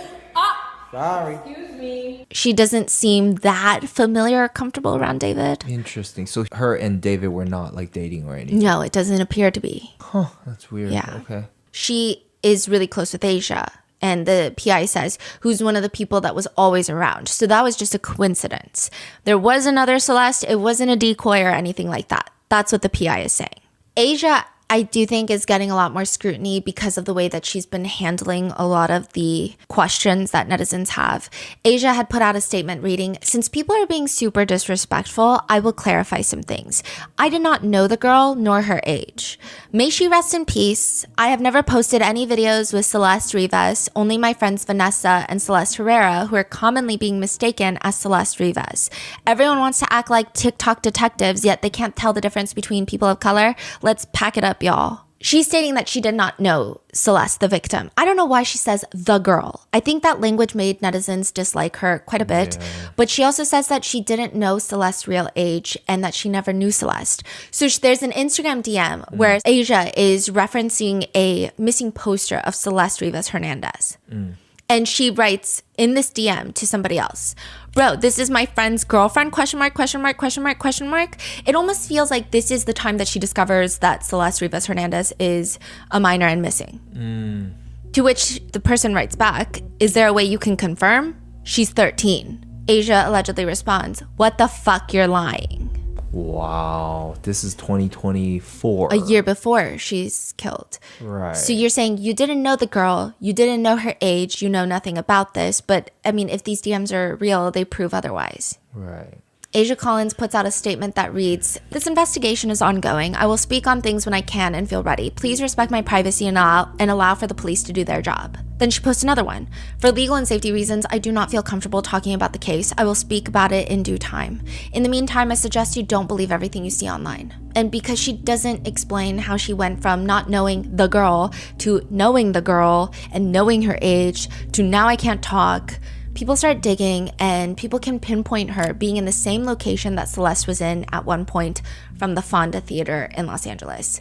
One comment reads, footage from the Fonda Theater in 2024 shows that David performed on 3 separate nights between June 27th and 29th, and Celeste was present with them at the side stage on all 3 days, around David's management, team, and other crew members. This shows a complete failure by everyone who knew she was spending time with David and chose to do nothing. She had been reported missing multiple times and still nobody took action or confirmed her safety. All parties involved should be held accountable for this unacceptable negligence and for knowingly allowing the situation to continue. When you look at what ultimately happened to Celeste, it's impossible to ignore how many people let this happen. Another comment reads, did anyone around David care to ask about the girl that looked 11? I find it hard to believe that none of his friends knew. Neo and Asia for sure knew. One person writes, it will follow Asia because she can't stop associating herself with it. I've said it before, but Celeste Herrera, Decoy Celeste, was smart. She just completely removed herself from the situation and didn't post anything antagonistic. If you Google Asia, all she will be is beside posts about David. Her snide remarks calling Celeste the girl will always be there. She also just keeps engaging with netizens and having a bit of a condescending attitude, which doesn't do her any favors in this case. There's one video of Asia, and I will say it's unclear when this video was filmed and posted, but some people believe it's around the time that this is all taking place. And she's just telling the camera, Sometimes I just get so fucking sad, that people just can't keep my dick out their mouth. Like, y'all got anything else better to do? Keep talking about me though, it's chill. On what appears to be Asia's account on Reddit, she posts on one of the many David subreddits, "Hi, this is Asia. Yes, this is actually my account. Just wanted to come on here and state a few things because a lot of things have gotten out of hand. I have made it clear on multiple platforms that I am no longer friends with David. And as for talking about things, I am respecting the investigation as well as Celeste Rivas. You guys do not know everything going on as much as you have done digging. I am also lost as well. The harassment has gotten horrible. I have people being extremely misogynistic and terrible towards me because of things they believe to be true, but not actually having any facts. I only want justice for Celeste Rivas as a young girl's life was taken. I myself have been a victim of grooming and often felt when I was younger that I had a mature demeanor and, quote, grew up fast. I know you all don't know me, but it also means you don't know my personality or nature. The post that was put on here that picked on everything in my life was not necessary. All it was doing was nitpicking every single job I've ever had. I don't understand what's wrong with working so hard. As for OnlyFans, the moment I started it, I ended it shortly. I was scared and it wasn't who I was. Seeing this Reddit post pictures of me and my personal information just isn't okay. I have had people track me down at work, stalk me, threaten to kill me, threaten to eat me up, chop me up, you name it. Yet people don't know how hard I am working in silence to bring justice to Celeste Rivas in the ways that I can. I would appreciate if people actually sat back and thought about the harassment you are bringing to people who have nothing to do with this case. This will be the only time I will be speaking on this until I'm ready. Thank you. I understand everyone's curiosity and frustration." I don't know what she thought was going to happen in that. The comments were obviously exactly what you expect, but clearly not what Asia Collins expected. She responds, "All right, y'all are rude as fuck and I tried, so I'm deleting this app like I had been a while ago. Reddit is nothing but disrespectful." The comments are exactly what you imagine. One person writes, "This is a performative ass post. Knowing everyone is watching her and waiting for her to acknowledge it, girl, just shut the fuck up. Everything she does is so selfish and performative. She acts like someone else dying that she knew is an inconvenient bother to her and her life. It's concerning how consistently she lacks any and all empathy and basic human decency." Another reads, "Bitch, you knew that was a little girl. And you did shit to protect her. Never called her parents, never called the cops. This feel sorry for me. I was also groomed too. I grew up around sex workers." Literally has zero to do with this situation and everything to do with you trying to deflect. One is a bit simpler, writing, "When she's older, she's gonna regret the way that she handled every step of this, especially if she's a mother herself and can view it from that lens." There isn't really a strong piece of evidence tying Asia to having any sort of criminal involvement. I would say there's a lot more speculations about Neo considering he was arrested and seemingly testified to the grand jurors. Asia's name primarily comes up frequently when you go down the Reddit rabbit holes. As for if David truly does have accomplices, DA Hochman is asked, "Mr. Hochman, were there other people who were aware of this relationship? Is it possible that you will be arresting other people within his circle? And did he act alone in this death?" Again, with respect to whether or not there's any other individuals or we're going to take any other actions, you will know about them if we do, but at this point, I'm not commenting. Another interesting aspect to this is the deputy DA stated that this case involves a voluminous amount of evidence, including material obtained through a wiretap. So side note, the wiretap, the prosecutors have stated that they need someone externally to review all of it, to basically check that the prosecutors are not listening to any privileged conversations, aka any conversations between David and Blair Burke, his attorney, or paralegals, or anyone on his legal team. So this would, have one assume that this wiretap took place after Celeste's body is found in David's car. So it should be interesting to see who exactly he's talking to, what he's saying to these people. I'm sure at least so crazy, at some point, Neo and Asia may have called David. Does it happen a lot, wiretapping? Not that frequently. Right. I think that this case even the prosecutors have said, because of the decomposition state of Celeste, and because of the way the laws are set up, if David was only found guilty of dismembering a corpse, it's basically like a misdemeanor in California. It's not this huge felony. So I think they were really trying to nail him for the murder, which seems like it took a lot of time. But I tend to agree with this one netizen statement online, which is, it doesn't make sense that David had accomplices. Because one person theorizes, an accomplice with any emotional investment in this would be looking at this and freaking out. They would get rid of the body. The incinerator, the shovels, the chainsaws, the pool, all the phone evidence that's found. While he's out on tour, the accomplice could have had the perfect time of driving away with the body so that it wouldn't look like he'd done it, maybe even pretending to steal the car, or at least dispose of the pool, other items. I mean, if David is reckless, that doesn't mean an accomplice would be willing to be reckless just because.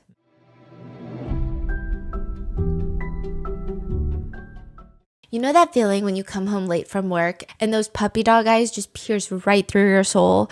Or when you're packing for a trip and your cat refuses to leave your suitcase? Yet we've all been there.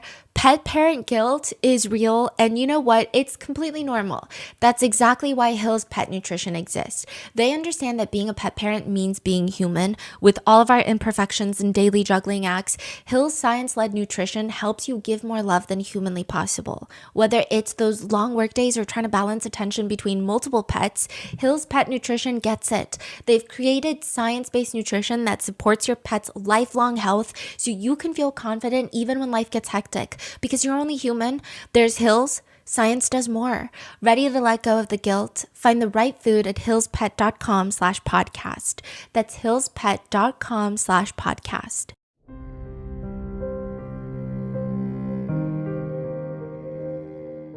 David's attorney, Blair Burke, is proud of what she is doing. Like, maybe she's not proud about representing David, but you never know. She represented Harvey Weinstein previously, and she stated in an interview, "I am a feminist." Which, I mean, I think you can be a criminal defense attorney and be a feminist. That's not what I'm saying. Also, I guess it's not feminist to judge other women, but there's just a lot of statements that she made in this interview that are unhinged. She says, in terms of sexual harassment, in terms of misconduct even, that's a conversation we should have. But these are very complicated conversations because human interactions, sexuality, and sexual conduct is on a continuum.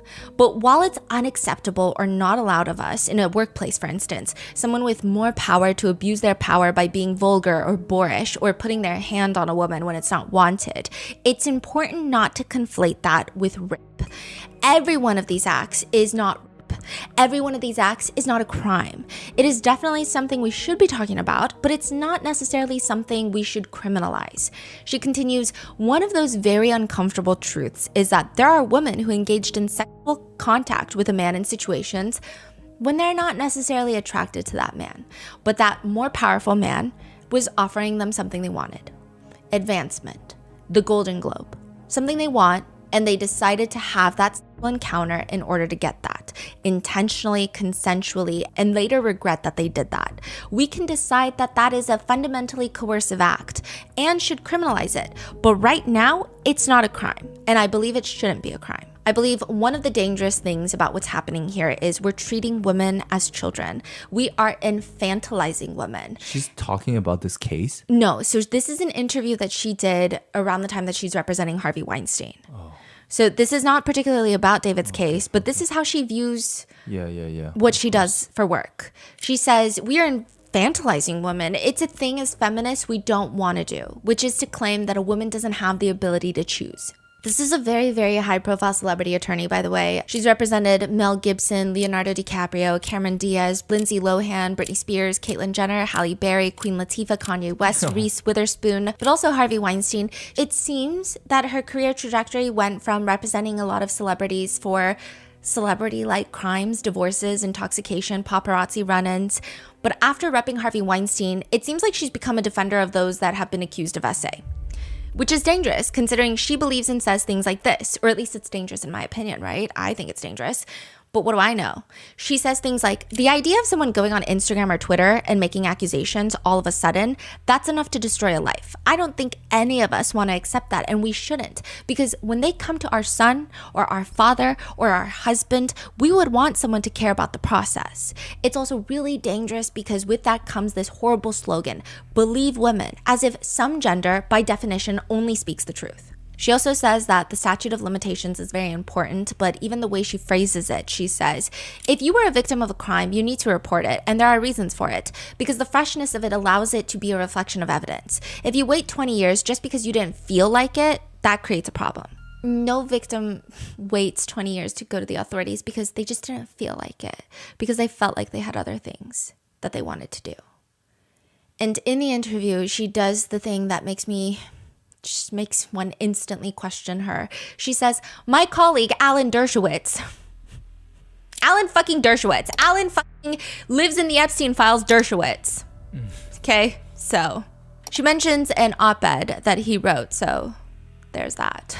But what do you expect from the woman who literally has said, quote, just because you're a woman and make a claim on Instagram doesn't make you a victim?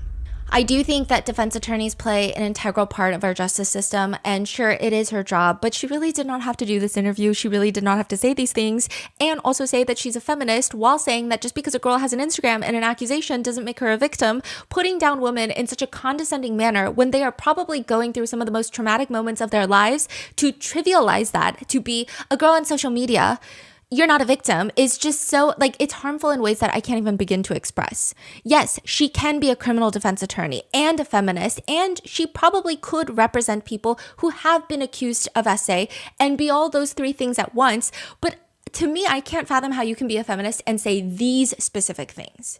I don't think that anyone was upset with her for representing Harvey Weinstein. I mean, yeah, people were, but I think these comments in the interview are pretty asinine.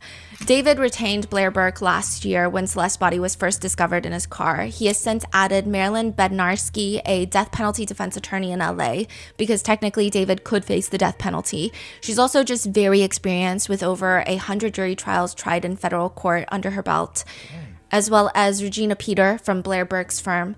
The judge presiding over the case is Judge Charlene Olmedo. She is a former prosecutor. She runs a strict program. She has a reputation of precision, fairness, composure. A lot of attorneys have stated you don't show up to her courtroom unless you're prepared. She has presided over the very high-profile trial of Danny Masterson, that 70 Shows actor that was accused and convicted of SA. He was the one where I think a lot of people, this might ring a bigger bell. Ashton Kutcher and Mila Kunis wrote those character witness statements in favor of Danny Masterson, the man that is convicted of SA. And they did this whole weird apology video that was weird. They were intended for the judge to read. And not to undermine the testimony of the victims. And we're sorry. But during the sentencing, she tells Danny Masterson, I know you're sitting here steadfast in your claims of innocence, and thus no doubt feeling victimized by a justice system that you feel has failed you. And I'm sure you're asking yourself how you can be convicted of each charge of a incident occurring 20 years ago based on the testimony of a woman that you believe is disgruntled and has a vendetta against you. But you are not convicted on the testimony of one person, although the testimony of one person is sufficient evidence. You are not convicted based on rumors, innuendo, gossip, or speculation. You were convicted based on the testimony and evidence that 12 people from the community found to be credible. In addition, shortly after you paid Jane Doe 1 approximately $400,000 to keep quiet about the charged incident, and while some may argue whether you believed her story was true or not, you just didn't want the bad publicity. She was seeking money from you close to $500,000, an awful lot to pay for the silence about an incident you claim never happened. That's a bad look. So Mr. Masterson, you are not the victim here. Your actions 20 years ago took away another person's voice and choice. Ultimately, one way or another, you will have to come to terms with both your prior actions and subsequent consequences. She then slapped him with the maximum sentence, stating, as to count 1, a violation of penal code, I sentence Mr. Masterson to be imprisoned in state prison for a term of 15 years to life. Count 2, in prison for 15 years to life. I order them to run consecutive. So you can your terms can be concurrent, which means served at the same time, which I don't understand the purpose of that. So it's like both, let's say you have 15 years, technically you would think it's 30, but they're like, you can serve them simultaneously, concurrently, so you only serve 15 years. But she said consecutively. So charge 1, 15 years. Once that's up, another 15 years. The total sentence is 30 years to life.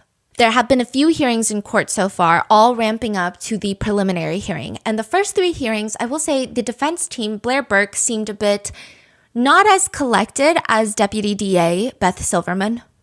So I'm assuming she's very, very expensive, right? In that caliber. Yeah. I don't know for sure, but there were estimates that Danny Masterson's trial, because he also had a really high profile team, probably cost him like $5-10 million easily. And that was essay charges. This is, we're already talking about lots of discovery, lots of evidence, and a murder charge, potentially death penalty. A lot of people are like, how can David afford Blair Burke? I don't necessarily know how much David has made previously in his career, but he was dropped from his label. And it sounds like a bad thing, right? It's like, oh, he was dropped from his label, which means he's not making any more money. When the Celeste body was found, he was dropped from his label. However, it kind of almost gave him the rights to his songs back. Like, he doesn't have to split as much licensing, it appears. So he's still getting, even on Spotify, he's still getting like 23 million streams a month. I tried to cross-reference with how much other artists were reporting on Reddit that they were getting paid as being the sole owner of their songs. I mean, he still probably has to pay royalties to the people who co-wrote the songs, helped produce the songs. But it's... Doesn't he make his own stuff in the closet? Yeah, but there's lots of producers that worked on his Withered album. And he could potentially be making close to like $1 million a month from streams. Dang. I don't know, because streaming is like such a weird, I'm just going based off of what people said on Reddit of how much they make per stream on certain platforms. And then I tried adding it up. My math could be horribly off, so don't trust me on this. 20 million listens right now? 23 million on Spotify. That's not including Apple Music or other streaming platforms. The only place that he's not making money is YouTube. So YouTube very quickly demonetized his account. So none of his music videos are bringing in money. Yeah. Wow. I think that he's going to end up using most, if not all, and more on his legal defense team. And I do think anything after that is, I mean, I do hope that Celeste's family bring on a civil suit. Wow. But I don't even know what would be left at that point. So it seems like Blair Burke is familiarizing herself with everything going on. She doesn't seem as quick with it as Deputy DA Beth Silverman, which is to be expected. It seems that Silverman has been working on this case for at least months and months and months and months. However, there are rumors that Blair Burke might not even take this case to trial. Someone who claims that they have worked with Blair Burke before states that she has a tendency to take on celebrity cases before really looking into them, and that she probably may quit sometime during the trial or before the trial. One Reddit comment is talking about the person that knows Blair Burke. He apparently has a YouTube channel. He's an attorney. I think it's like Bruce, lawyer. And they write, he says that she predicts she's going to step down before it even goes to trial, either because the family runs out of money or because she won't like what she sees in discovery or because it'll be obvious that he did it. And she's already said some bold things about this case that she's like, oh, it's going to show he didn't do it. People are also saying Blair Burke doesn't necessarily seem like the type to do murder trials. She seems like the Hollywood fixer type. But she did say in a previous interview, I never hesitate to get a client. That's what I love. That's what I do. The most important time for a criminal defense lawyer is when the mob is out, right? I'm very proud of what I'm doing as a woman, as a feminist, as a criminal defense lawyer. We as women should not want injustice. But as for Blair Burke, one comment reads, she doesn't do many homicide trials. Her last murder client got life in prison, so not a stellar record there. That's what they write. Now, during the first few hearings in court, David appeared to be emotionless. He doesn't really show a lot of emotions, just kind of looking around the courtroom. But he's not intently looking around the courtroom. It's just like he's just kind of gazing out, seeing what's going on. Is that like the video clip that we saw? Yes. That was not Judge Almedo. That was a different judge for his arraignment. And Judge Almedo is not a fan of cameras in the courtroom. This is a state case, which usually lots of state cases are live streamed. I highly doubt this will be live streamed. Well, how do you know she's not a fan of the cameras? So the same thing happened with Diddy's trial, where all these legacy medias, they have attorneys representing them, and they'll come and they'll try to talk to the judge in open court. So this is all in like court transcripts, and they'll be like, hey, we need to either see something or we want cameras in the courtroom. So in this case, the attorney came up and was like, I'm representing legacy media and listing all the media companies, and like, we want cameras in the courtroom. And she's like, no. She's just like, no. Dang. She's like, it's up to me and no. And she's citing the law too. She's citing codes, like law codes. She's like, because of this, no. I can say no because of no. So I don't think she's going to allow cameras in the courtroom, which might be for the best. This is kind of similar to Luigi's trial in New York City, which is the first trial is going to be in state court, not federal court. So we know federal court, there's no cameras in the courtroom. State court, a lot of judges will let cameras in. It's up to the discretion of the judges, but Luigi's judge also does not seem to be a fan of cameras. But he looks kind of bored. That's the best way to describe David. He just kind of looks bored. There hasn't really been any notable intel about how he looks in any of the hearings. He just looks distant, bored, unengaged, except the last one, he apparently winked at his attorney, allegedly. What do you mean? Just a quick wink? Yeah, they were able to push back his preliminary hearing by a month. And it's reported that after hearing that, when David was led back, he winked at his attorney. I don't know. Maybe there was something in his eye. It could have been a lint ball. It could have been a wink. But that's been the reporting. So he looks bored, and he has pled not guilty, and his attorneys have stated, we believe the actual evidence will show David Burke did not murder Celeste Rivas Hernandez, nor was he the cause of her death. And we would like to be able to have the evidence come into the light of day at the earliest opportunity. Meanwhile, the prosecutors are like, oh, you want the evidence to come into light of day? We're going to drop a pre-preliminary hearing brief. Okay, this is where there's so much like legal context, and I don't know how many people care about this, but it might be important. If you watch the very first audio episode of the updates, I kind of went into the grand jury, charging grand juries, which result in an indictment. So there's multiple ways that someone can get arrested in state court in California, which is a grand jury comes with a true bill of indictment. So they voted. The DA went to the grand jurors and was like, can you vote? They're like, yes, here we go. Indictment. David Burke gets arrested. He's indicted. You see this happen in federal cases because that's how it always happens in federal cases. Indictment, arrest. Right? Or it's like arrest and then we find out about the indictment, but it's already been filed. So then in California, this is not that common. What's not common? Indictment? Indictments are not common in the state of California on a state level. Oh, okay. And that's because, for example, in a lot of places, when you get indicted, you don't really get a preliminary hearing. Okay. Because you've already been indicted. So they're like, yeah, you can go to trial. A preliminary hearing, what that is the prosecution presents evidence to the judge. And the judge decides if they're going to go to trial. Okay. The judge has to be like, okay, this is enough evidence that we have to try the case. I'm not saying you're guilty, but we have to try the case. So that's the whole purpose of a preliminary hearing.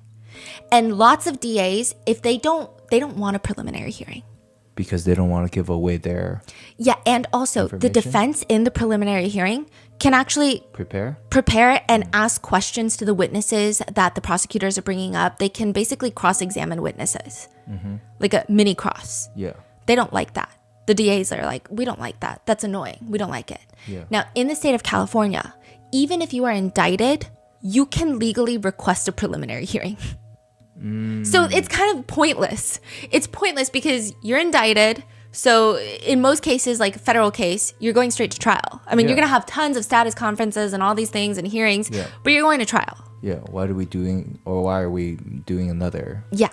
But in the state of California, you can request it anyway. So people will usually just file a criminal complaint, which is the DA files a criminal complaint and then the suspect is arrested or the target is arrested, whatever. At any point, there needs to be a decision made where there is enough evidence to go to trial. Yeah. Right? Indictment, the grand jurors decide there is enough evidence to go to trial. Right. So on a federal level, they just go to trial. Yeah. If they plead not guilty, right? They go to trial. But in California state, even if the grand jurors say there's enough to go to trial, the defendant can say, no, I want the judge to reconfirm this, basically. I want a preliminary hearing, okay? But there was no indictment in this, just a criminal complaint. David is arrested, then there's a criminal complaint. So now someone needs to decide if there's enough to go to trial, which is they have to have a preliminary hearing. Right. Now, here's the interesting thing. Preliminary hearings, legally, the defendant is allowed those in a timely manner. I think it's like 10 court days. So if within 10 court days, the prosecutors can't pull it off, or the prosecutors are unprepared, they do the preliminary hearing, the judge is like, you guys have nothing. Yeah. Then the defendant is free to go.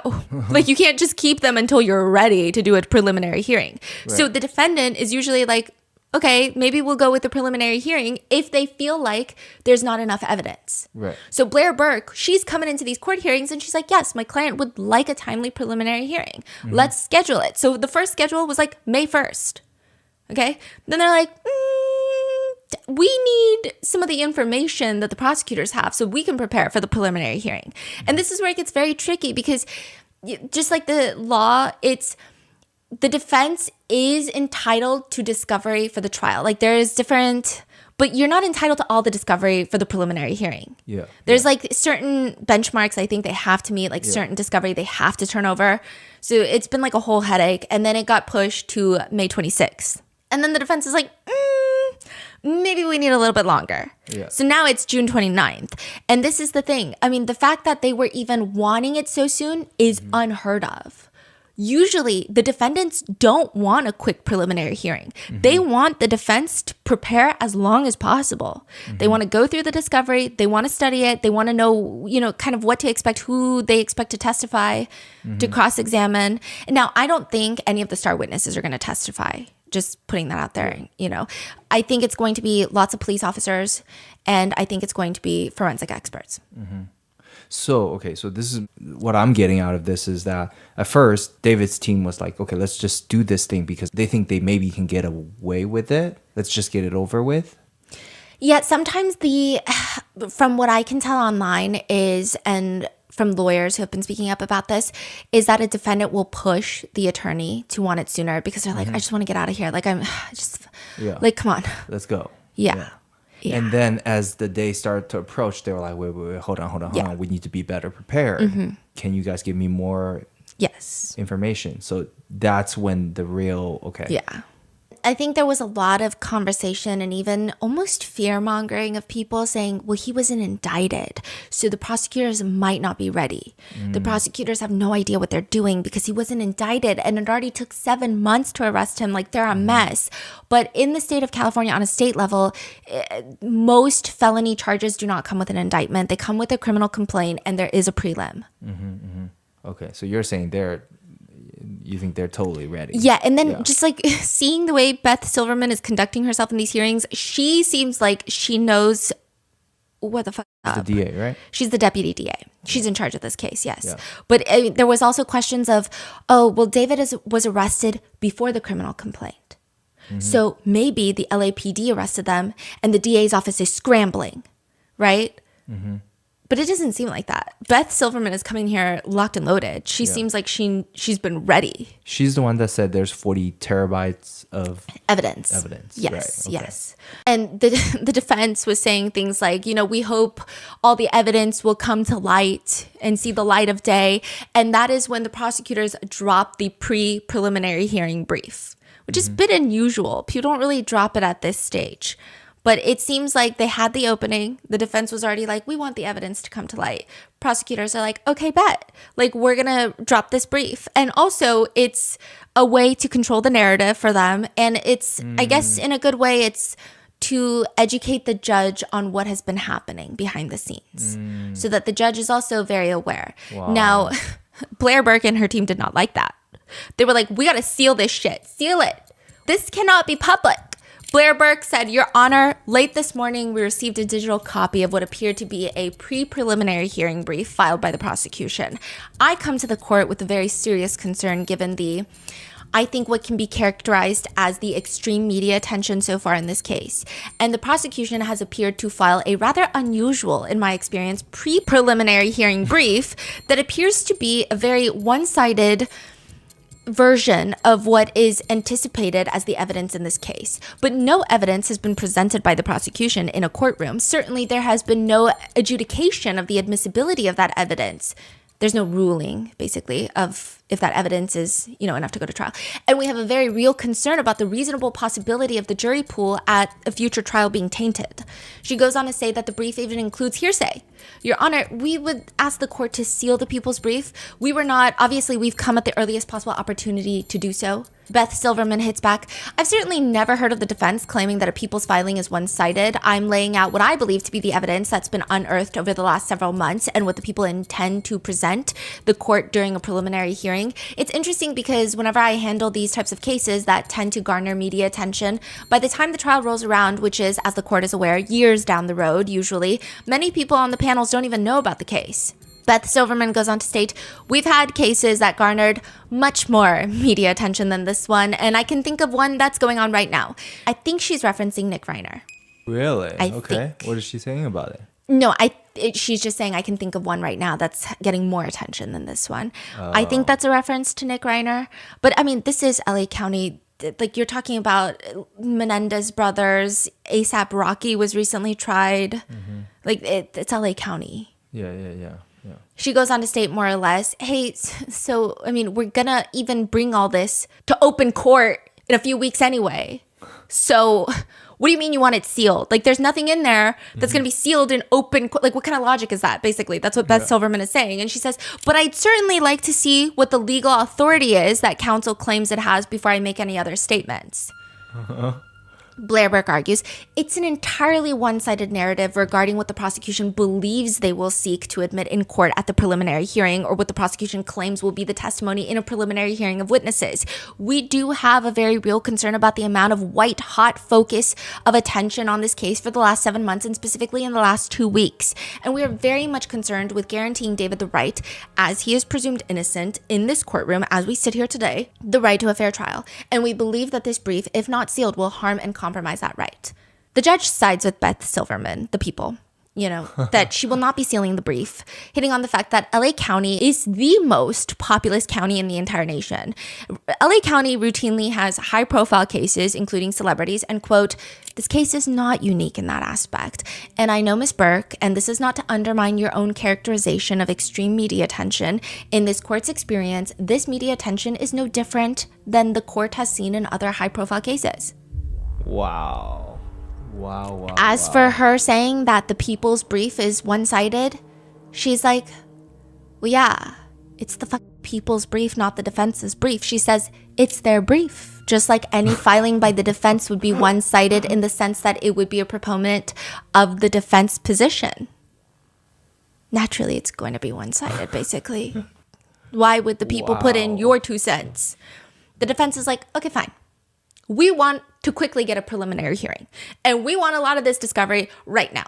Blair Burke was saying, this is like before she kept pushing it back. She's like, from the media reports, apparently there have been 4 months of secret grand jury proceedings.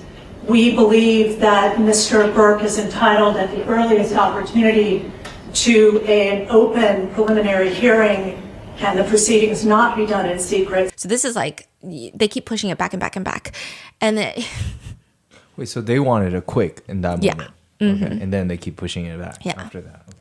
She also states that she wants discovery, that they have no discovery, basically. We have been given almost no discovery thus far. We received a 3-page follow-up report, no autopsy report, and a copy of the complaint. And we would ask the people respectfully to produce discovery at the earliest opportunity. Your Honor, as I've indicated to counsel, there's approximately 40 terabytes of discovery in this case. Moreover, in order to obtain the transcripts from a grand jury investigation, counsel has to file a motion. So she's like, Blair Burke is asking me for grand jury transcripts.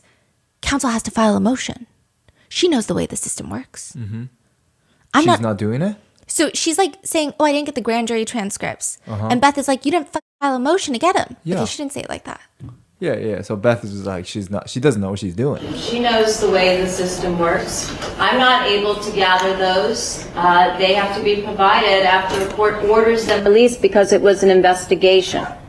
Second of all, if counsel plans on going to a preliminary hearing within the 10 days, it is unlikely that there will be very much discovery provided within that period, given the voluminous nature and how long it's going to take to copy onto drives. In addition to that, the coroner's report was sealed in this case in order to prevent it from hampering truthful testimony from witnesses that testified at the grand jury. So an order will also have to be obtained. Which is kind of interesting to think about, but... Wait, why is it interesting? Oh, yeah. Like, how would anybody know? Mm-hmm. So they're implying they don't want someone potentially know the state of... Or how she died. How she died to tell a lie or Mm-hmm. Okay. Wow.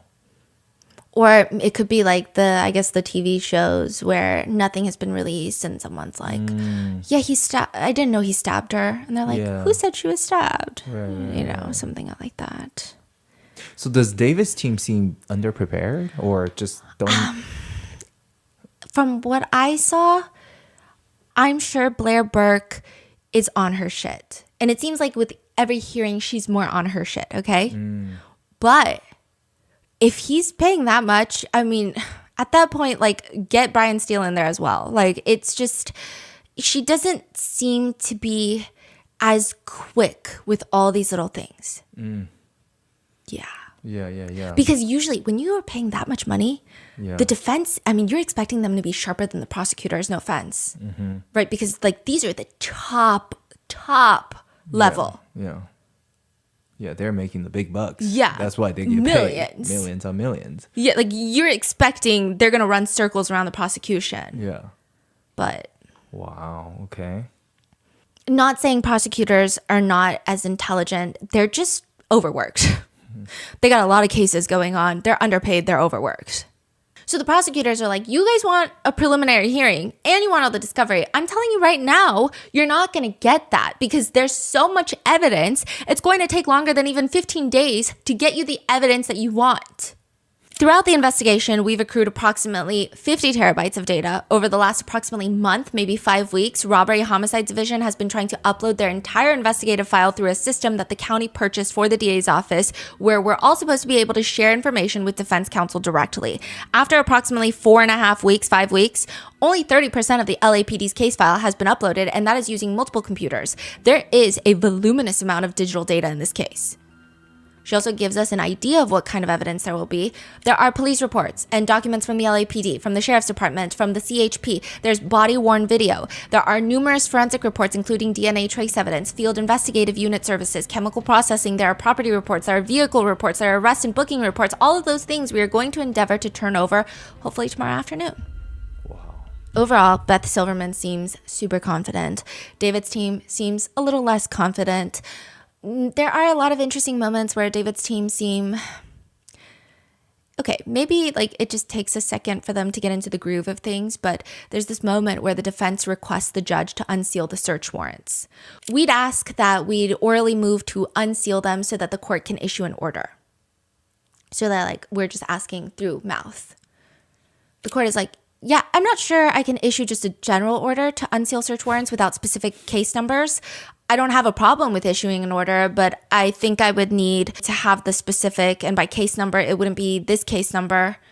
Beth Silverman talks to a detective, and she's like, okay, I'll get you all the warrant numbers. And later, Blair Burke is like, by the way, I brought you this 5 terabyte drive for you since you told me last time in open court that the 1 terabyte drive I gave you wasn't enough. Wait. Okay, so previously, Wait. Blair Burke gave Beth Silverman a 1 terabyte drive. Okay, which like is notoriously not a lot. Like this is 1 terabyte. There have been FOIA requests that we've done where they're like, send us a fucking 1 terabyte drive. And it's like police reports, right? So I'm assuming in this case, it's massive and they're sending a 1 terabyte drive. And Okay. she knows there's 50 terabytes. So then she sends a 1 terabyte drive and Beth Silverman in open court is like, what did you think you were going to do with that? Like, what do you want us to do with that? That's nothing. We need a lot more than that. Like you keep asking us for discovery and you give us a 1 terabyte drive. So then she's like, by the way, I brought this 5 terabyte drive. Okay. She's like waving it around, I think. Now, they want specifically before this prelim, it seems that the defense clearly want the iCloud data this is iCloud from David's iCloud account. They want that. What? That's what they want? And by the way, the CSAM is not going to be on there. We're going to get into that in a second, but they want the iCloud data. Whatever's on that iCloud, I don't know. What is on the iCloud? Yeah. Photos? Probably. Photos? Voice memo, maybe? Notes apps these days. People have been doing lots of notes apps. He seems like the type to do that. Yeah, so they're like, we want the iCloud data. Beth Silverman was like, that iCloud data in totality, just the iCloud data is probably like 8 terabytes, which this has been, again, misspoken in the news and on Reddit of like, oh, it's 8 terabytes of CSAM. It's just 8 terabytes of iCloud data. And none of the CSAM is going to be on there, obviously. They can't just like hand over CSAM like that. So Beth Silverman is like, okay, we'll get your fast 5 terabyte hard drive out of here. She doesn't say it like that, but more or less. She is like, absolutely... I will say absolutely under no circumstances did she say that. I'm just making things up. It just sounds like that, okay? She's like, I'm sorry. Just so counsel's aware, and I'm sure the court knows this, we cannot place an item that is larger than the capacity of the drive you provided us on 2 different drives. She's like legally speaking, we don't do this. I can't split up evidence. So if the iCloud data is 8 terabytes, I can't put 4 on this one and 4 on the other one. You got to at least give me a 10 terabyte drive, and I can put all the 8 terabytes in that 10 terabyte drive. So basically, get your ass 5 terabyte drive out of here. Is that not? And Beth Silverman is like, it cannot be split. These are direct transcripts. Not the 5 terabyte drive, but like the rest of it. Blair Burke says so. Beth Silverman says it cannot be split. I heard that for the first time today. We will do that and deliver it tomorrow. So she's like, I'll get you your 10 terabyte drive tomorrow. And she says, great. And also going forward, I've been informed that when you give up a hard drive, it needs to be sealed. In other words, you know, you give us an open box. We need a sealed hard drive, like in the original packaging. Okay? So. Yeah. Wow. Maybe I'll see her in her full glory soon, I guess. But it's interesting. It's just interesting. Oh, and speaking of the CSAM, so the CSAM evidence, the way that they do it is, at least in this county, is they're going to put it on a law enforcement computer. That CSAM will be placed in the courthouse in a very specific room that only the defense and the prosecutors can access. And the defense will have to go there and view the CSAM, or an expert will have to go and view the CSAM on that specific computer. They can't bring it back. They can't have it on their devices, because even just having it on a device is illegal, even if it's for work, right? So, yeah. Which, I mean, Blair Burke knows that, and she's like, yeah, absolutely. So it's not a problem. I'm just saying it was a part of the conversation. Yeah. Because I guess there were some concerns of like, maybe David would like to see certain things, right? Now, netizens think that the defense probably will not be insanity. It doesn't seem like there can be even a viable insanity plea, which, I mean, hardly ever works to begin with. But there's just so many times you can see he's in the right state of mind, protecting his tour, protecting his music, performing. A lot of people think that the defense will be that Celeste OD'd and that he is just responsible for freaking out and getting rid of her body, or trying to get rid of her body. In the autopsy report, it looked like she tested positive for drugs being in her system. Those were presumptive positives. So this is the initial basic toxicology, which is just like a basic thing that they do for all the autopsies. But how a lot of things could come back positive because of other compounds that are found in the body through the decomposition process, such as meth, MDMA. But when they did further testing, those came back not detected. Other things that were found in her system were low amounts of ethanol, basically alcohol in her system, which we all know is naturally formed during the decomposition process. So really, there doesn't seem to be drugs in her system that the defense could point to and say, see, she OD'd. I think the only thing the defense really has is everything the autopsy doesn't say. So the autopsy says the manner of death is homicide, and by 2 penetrating wounds. But it doesn't say who's holding the knife, right? So it doesn't say it is a knife. It doesn't say it's David holding the knife. So I think that's going to be the main focus. I don't necessarily think they could even point the finger at anybody else, but I really don't know what the defense is going to be. These are just Yeah. speculations. I just can't imagine what the defense is. As for did David's family know, that's been a huge topic of conversation because the court document states this is the pre-preliminary hearing brief that Blair Burke wanted sealed. Throughout 2024, the victim spent a significant amount of time with the defendant, including summer weekends at his home in the Hollywood Hills and traveling with him to Las Vegas, London, and Texas to meet his family. People cannot grasp the concept that David's parents believed that she was of age. She clearly doesn't look of age in any photos and videos that I've ever seen of Celeste. She clearly looks like a minor. Online sentiment agrees with that. The family have reportedly been very, very close with David. It seems like, there's footage of his sister going up on stage. There's alleged videos and photos from the concert at the Fonda Theater where Celeste is sitting with his parents in the VIP section. One comment writes, apparently David was telling people she was 19 and a college student at USC. And maybe that flies with his friends. Like maybe that is okay if he's brought to a huge house party where the lights are dim and everybody's drunk and you're just like, oh yeah, this is my girlfriend, she's 19. I don't know if people would question in that context, especially if it's like a very passing greeting of like, hi. Mm-hmm. I think if you hung out with Celeste multiple times, you would know she's a minor. Like that, I just can't wrap my head around the fact that someone could argue that they don't know, but I don't know. If you see her in passing, maybe. Now, if you're bringing someone home to your parents and you say she's 19 and she's a student at USC, his dad is an attorney, his mom is a teacher, I can't imagine that they would believe that. I just don't see that happening. Was a high school, middle school teacher? Is it? I don't know. But she has children around that age. Yeah. Oh. That's crazy. It doesn't make any sense to me. She looks so young in all of her pictures. I know people are probably going to try to do the whole adultification thing of young girls where they're like, she's mature she looks 11. I don't know. I don't know how they could even possibly believe that. They did know, however, that David was at least being investigated before his arrest because they were subpoenaed to the grand jury hearings earlier in 2026. And that's part of why the information got leaked that there was a grand jury investigation into David, because all of this is sealed. Mm-hmm. So it gets leaked in two big ways. So the first of them is that David's parents and his brother Caleb, the three of them, Caleb is now 18, they fight the subpoena. They're in Texas and they file a petition of habeas corpus contending that the court's order summoning them to testify in California violates due process. So this is public. Mm-hmm. So they have to reference the grand jury investigation and they have to reference that David is the target of the investigation. That's how people found out? Yeah. So that's how they're like, oh, we can confirm for sure there's grand jury investigations into David.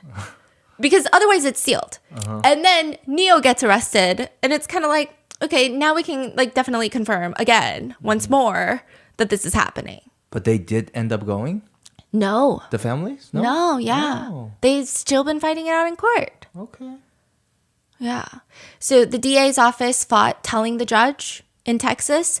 I would say if a car with a dismembered, decomposing body is registered to your home address, because David's car was registered to Texas, you should expect to be questioned by the authorities about that. And that's what this is, Judge. I'm asking you to find that the family witnesses are necessary and material, and I'm asking you to find that it will not cause them undue hardship. As for the Burke parents, their attorney argues on their behalf. If the DA needs parents to testify, then they have no case. In my opinion, they're just doing that for harassment purposes. If a proper subpoena was issued, they would have already spoken. The attorney has stated that the Burke family has been somewhat aware that an arrest was a possibility, which is kind of crazy.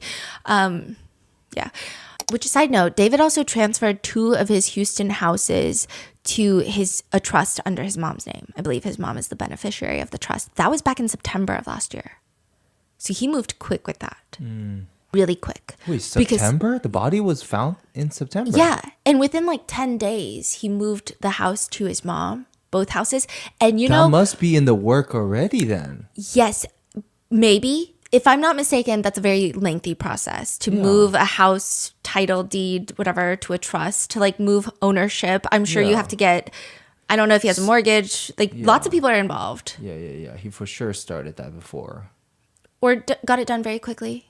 Or very quickly. Right. But it seems like that was a huge priority then at that time, is all I can say. Wow. But through the attorney, the family has made a statement stating the parents are sad and disappointed that David was arrested. However, they fully stand behind him and believe he is innocent. They fully support him. Caleb, this is David's 18-year-old brother. He was seen in that video with Celeste and his little sister at the Fonda Theater. He has unfollowed David on Instagram since David's arrest. He takes to his story to write, all pedophiles and rapists should die, period. So that was kind of the very first statement that he ever made. During the grand jury investigations, because he also filed a habeas corpus to not testify in front of the grand jury, people thought that he was probably on the same sentiment that David's parents were on, which is they're going to stand by David. But then he posted that. And so people were wondering, okay, well, clearly this is, in the context of everything happening, it seems like he could really only be talking about David, right? Is what people were thinking. Mm-hmm. Then he was also seen liking comments like "Justice for Celeste." After David's arrest, though, around the time of David's arrest, Caleb starts releasing more music. I will say that he didn't just kickstart his career after David's arrest. This is not like a new thing, which I do think would be very problematic. He has been releasing music for a long time, for like the past 3 or 4 years. He actually went under a different stage name. So he went from being Caleb with a V, so CVLEB. That was his stage name, similar to like David. But then he changed it to Karakova to further distance himself from his brother. So he released 2 songs. One was titled Sex, which kind of sent the internet off on a witch hunt of people accusing Caleb at best being insensitive, at worst being involved. There were a lot of accusations being thrown about. Caleb Burke has since come out to state, quote, "I've been wanting to say something for a while, but I have to be careful about what I say. This is an ongoing legal matter. I don't want to make this horrible situation about me. I want justice for Celeste and her family. I've seen people say that I knew what was going on and was protecting my brother. This is not true at all. I have not lived with my brother for years and was not very close with him. We didn't speak often other than when our family was brought on tour or he was visiting home. I was around Celeste a few times when I was 15. I did not know her well, and I did not know her age." I think, I will say, maybe more believable when someone is 15 to not be able to identify. I think I give a lot more grace in this situation versus his parents. Yeah, For sure. I mean, I'm like, you're 15, you probably don't know either, right? He continues, "People have been posting a video showing me backstage with her at one of David's concerts when I was 15, and I've been waiting to address it for a while." So when this video was circulating, some people were even thinking, what if Caleb and Celeste were dating? And like, there were so many weird internet theories, which turned out to be entirely false. But he writes, "People have gone as far to say that I was sneaking her backstage, which is not true. She was already at the show, and the video takes place after the show had already ended. In the video, we were sent to grab something from a fan that was in the front of the stage, and we were walking back." News companies such as TMZ, Daily Mail, and others have started saying that I'm taking advantage of the whole situation to promote my music and that I am just now launching my music career. That is not true at all. I've been releasing and posting music over the last 3 to 4 years, and I took over a half-year hiatus due to what happened.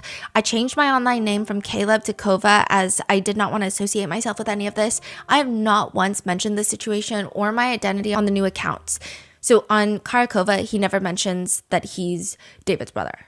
TMZ even reported my age incorrectly, saying that I'm 20 when I just turned 18 in November. I had scheduled my first release under the new name before any of this became a headline again, and the song came out 2 days before the arrest. This project, the music videos and songs, were already in motion long before any news coverage around my brother resurfaced. My intent has never been to use this to bring attention to myself or my music. This is the whole reason why I started over from scratch. My decision to continue releasing music is not about using any of this for attention. Music is my life, and after stepping away for months because of everything that's happened, I want to build my own path. Netizen reactions have been mixed. There are 2 groups of people. They're very divided. One group who believe that Caleb, David's brother, is being incredibly insensitive and tone deaf, with one person writing, "Even if Caleb had no malice in releasing music, at best it's still incredibly disrespectful and demonstrates a complete lack of empathy towards Celeste and her loved ones." I keep seeing comments following his statement along the lines of, he shouldn't have to pause his life, or there's never going to be a perfect time to do it, and find the lack of empathy towards Celeste and her loved ones absolutely abhorrent. No matter how you spin it, even if he had nothing to do with this case, he is someone who is way too close to this case for this to be anything but in bad taste. Anyone who says, quote, there will never be a perfect time is being willfully ignorant. Are you telling me there is truly no better time than right fucking now? One comment responds, justice for Celeste. I disagree though. If my brother killed somebody, what does that have to do with me? I didn't do it. Y'all need to remember that David Anthony Burke is the murderer, not David's family, not Celeste's family, not David's friends, not Victoria Mendez, which is the fake name he ordered supplies in. It was David. Be mad at him. Another perspective reads, first, nobody in this case deserves more sympathy and empathy than Celeste and the Rivas Hernandez family, but people should really give Caleb a break. He is not the same person as David. Just because his older brother made a terrible decision does not mean that Caleb should have to suffer. He has already disowned him on Instagram, stating that he thinks all rapists and pedophiles should die. He basically voiced that he wants death for his own brother. Consider how Caleb is feeling, what he's going through right now, and he's human too. Imagine how difficult it would be to find out that your older brother, who you idolized and drew inspiration from, is not at all who you thought he was. Then, while trying to process that, you're constantly being criticized and hated on just for being related to him. Can we please try to have some more empathy here? He's 18. The dude is barely even an adult. One person comments, agreed. He denounced his brother's actions, and it's obviously not his fault. It's gotta suck to have that shame and stain on the family. And of course, you'd give your family member the benefit of the doubt until you saw evidence to the contrary. We didn't even find out anything till just a few weeks ago. I doubt he knew any more than we did. Predators are professionals at lying and hiding their behavior. Their families want to believe the best of them, so it's even harder for them to accept. If he was defending him in spite of the evidence, it'd be a different thing, but he isn't. His life and character shouldn't be ruined due to his brother's shitty choices. My heart goes out to him, because having a family member turn out to be a pedo and a murderer is a different kind of loss. One that you can't even really grieve without being looked at funny by the general public. It's gotta be overwhelming AF, and I hope he has support beyond the parents who might be in denial for all we know. At least he came out and spoke on where he stands with it, which took a lot of spine in my opinion. Another comment disagrees though, writing, but just saying if he wanted to, he could release all this shit later. It wouldn't have been the end of the world. One person writes, I think the problem with the whole discussion of Caleb is that people are blurring the lines of, this is tone deaf and poorly timed, and this proves malicious intent. That's why some of this starts feeling like a bias-driven witch hunt. The standard becomes impossible to satisfy. If he releases music now, he's capitalizing on the tragedy. If he waits 2 years, people would probably say he only waited for the backlash to cool down. If he speaks publicly, he's manipulating sympathy. If he stays silent, he doesn't care. Once literally every action is interpreted in the worst possible light, it stops being about fairness and starts being about emotional projection. And to be clear, I completely understand why people are disturbed by the timing and the lyrics, given the context of this case. The optics are awful, but this feels gross and insensitive is still very different from this guy is intentionally exploiting a murdered child for his career, his musical career.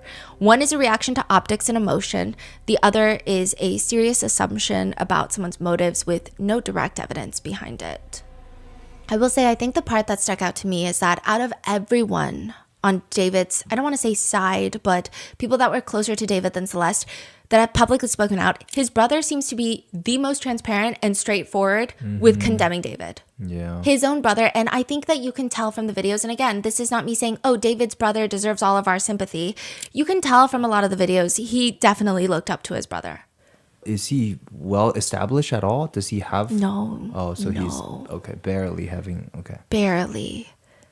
I mean, he doesn't outright condemn his brother, but he basically does, you know? And so it seems like this is the most transparent response that someone from close to David has put out. Like far better than even Neo and Asia, who are older than Caleb and also were not related to David.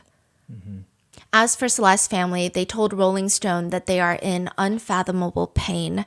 There were rumors circulating that Celeste's parents were accepting money from David to hide the relationship. There were numbers thrown about anywhere between $9,000 a month to $15,000 a month that they were receiving this payout, that they were being financially supported by David. They have flat out rejected that rumor, stating, I mean, Celeste's dad says, I have never had any contact with this guy, and we haven't received any money from him or anyone in this family. The Hernandez family attorney states, I had the heartbreaking responsibility of informing the Rivas Hernandez family of the horrifying allegations in court that David Anthony Burke stabbed Celeste, stood by while she bled to death, used a chainsaw to cut off her limbs, and bought a burn cage with the plan to incinerate evidence. Delivering the news was the most difficult thing I've had to do in 37 years as a lawyer. He states for the family, the Rivas Hernandez family is absolutely devastated by the findings contained in the medical examiner's report involving the horrible and gruesome death of their beloved daughter. Those findings have caused profound emotional pain for the family.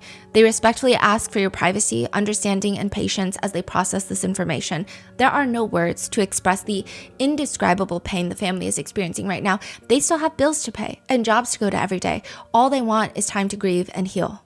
In another statement that's been released by the family, they say, we would like to thank the LAPD and DA's office for their hard work. We'd also like to thank the people of Lake Elsinore for all their support. Celeste was a beautiful, strong girl who loved to sing and dance.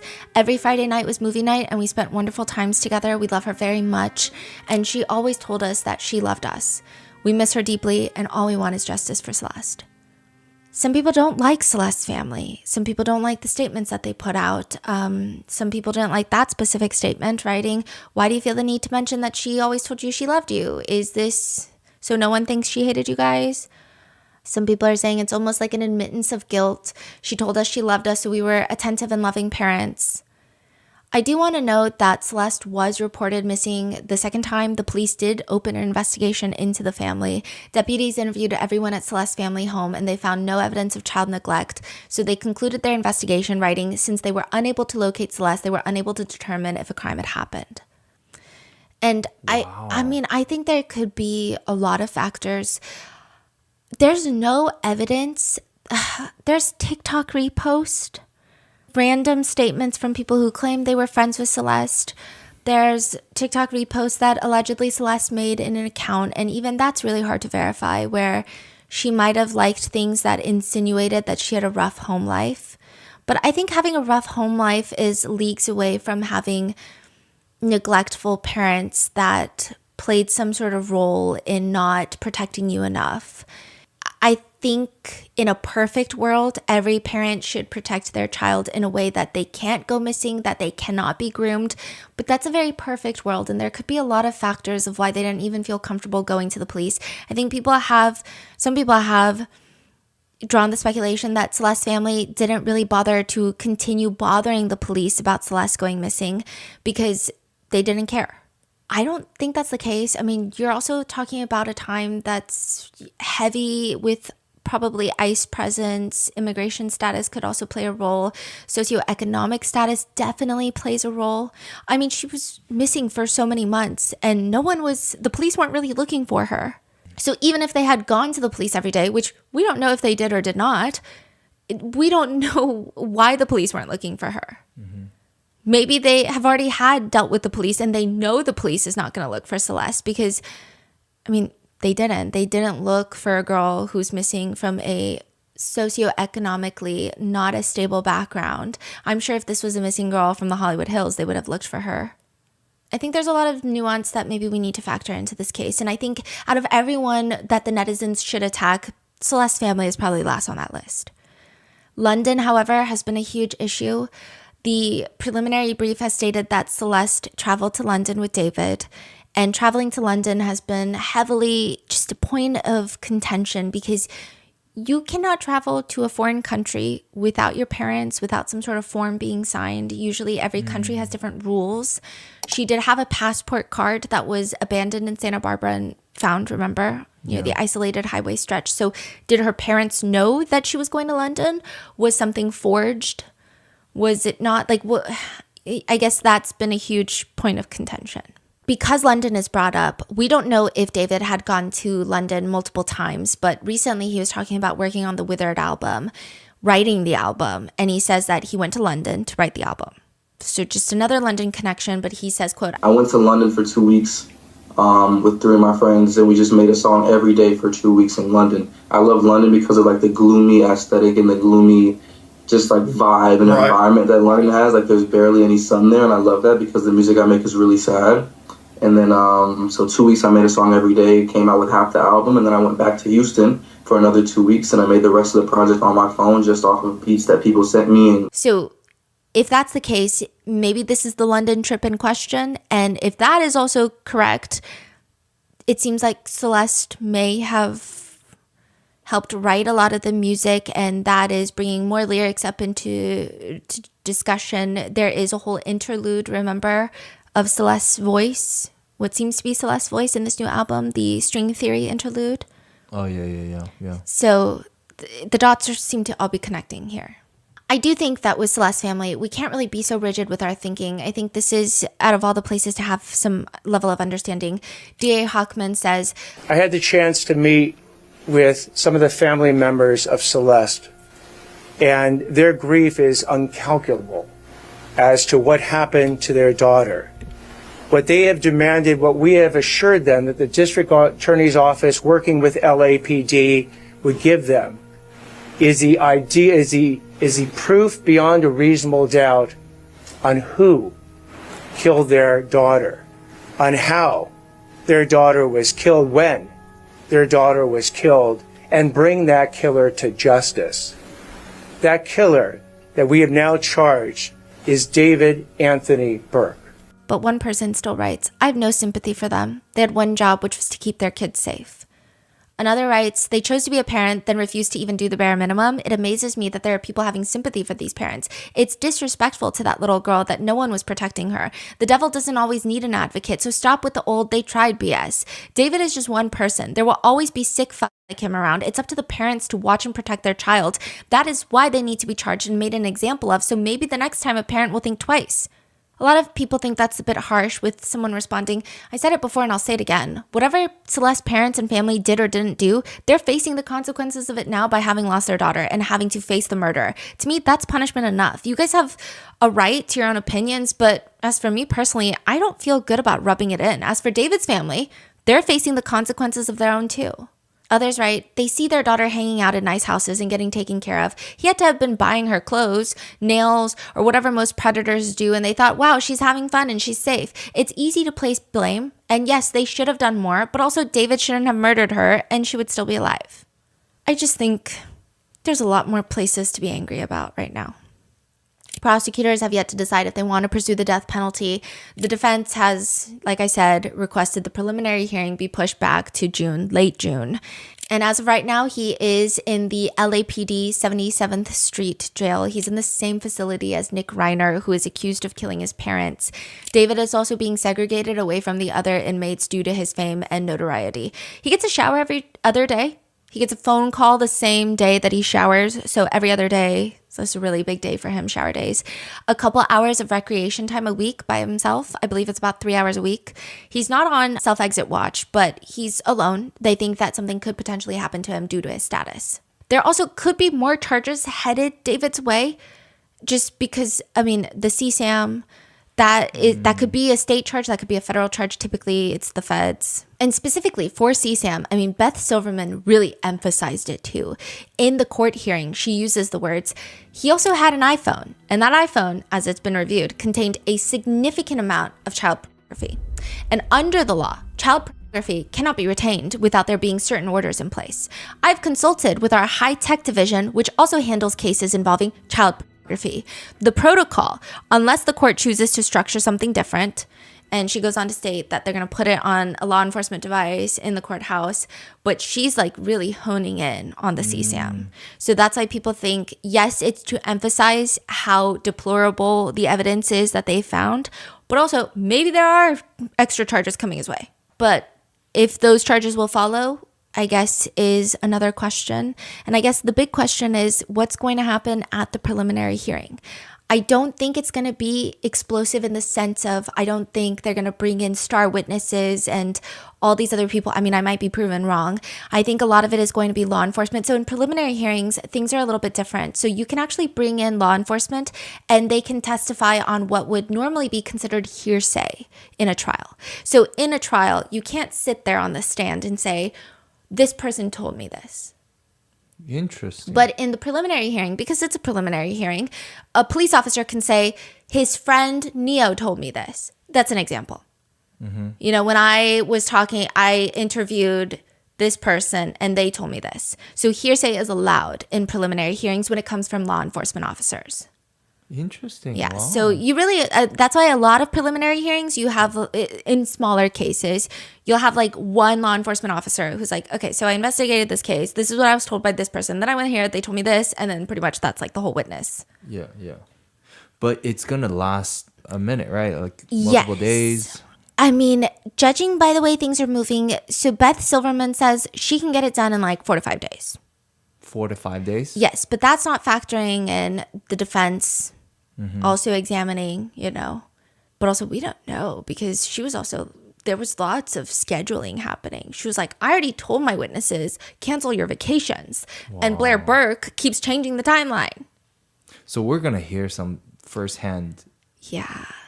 I think we're going to get a lot of information. I think that preliminary brief, I think we're going to get a lot more information. And I think a lot of the questions in these few episodes are going to get answered in the preliminary hearing. It's like just to hear that there's 40 terabytes of evidence. I cannot imagine how much they've gathered. Oh, and another thing, just to clarify some talk on Reddit and online, Deputy DA Beth Silverman stated that she plans to set a trial date within the next 60 days. I have seen some people confusing that with saying that we're going to go to trial in the next 60 days. I think that's just setting a date. Yeah, within and the next 60 days. That date is probably going to be years from now. That is if there is a trial. I mean, I think the judge is obviously, the preliminary hearing is going to go in favor of the prosecution. There's going to be a trial, but that's if David doesn't plead guilty. Yeah. Is that a possibility, you think? I don't think so. I don't think the DA is going to give him any sort of plea deal that he would like. Another thing, there's like politics involved. So DA Hockman was recently elected. And there's, this is his career, as with all DAs. And he definitely needs to prove himself. He has some not great wins under his belt already, some criticism under his belt. So, I mean, this is a huge case. I don't think they're going to give him a good plea deal that he would take. And I just don't see him pleading guilty. I mean, I could be proven wrong, but usually people like David don't plead guilty. Because, I mean, what would he get out of pleading guilty? He'd rather probably just take his chances. It's not like he cares about if he's going into debt paying for his attorney. Or his parents are going into debt paying for his attorney. Okay. But yeah, so I will keep you guys updated once the preliminary hearing starts. And obviously with the future trial, when and if that occurs. But what are your thoughts on this case? Let me know in the comments. So with that, be safe, and I will see you in the next one.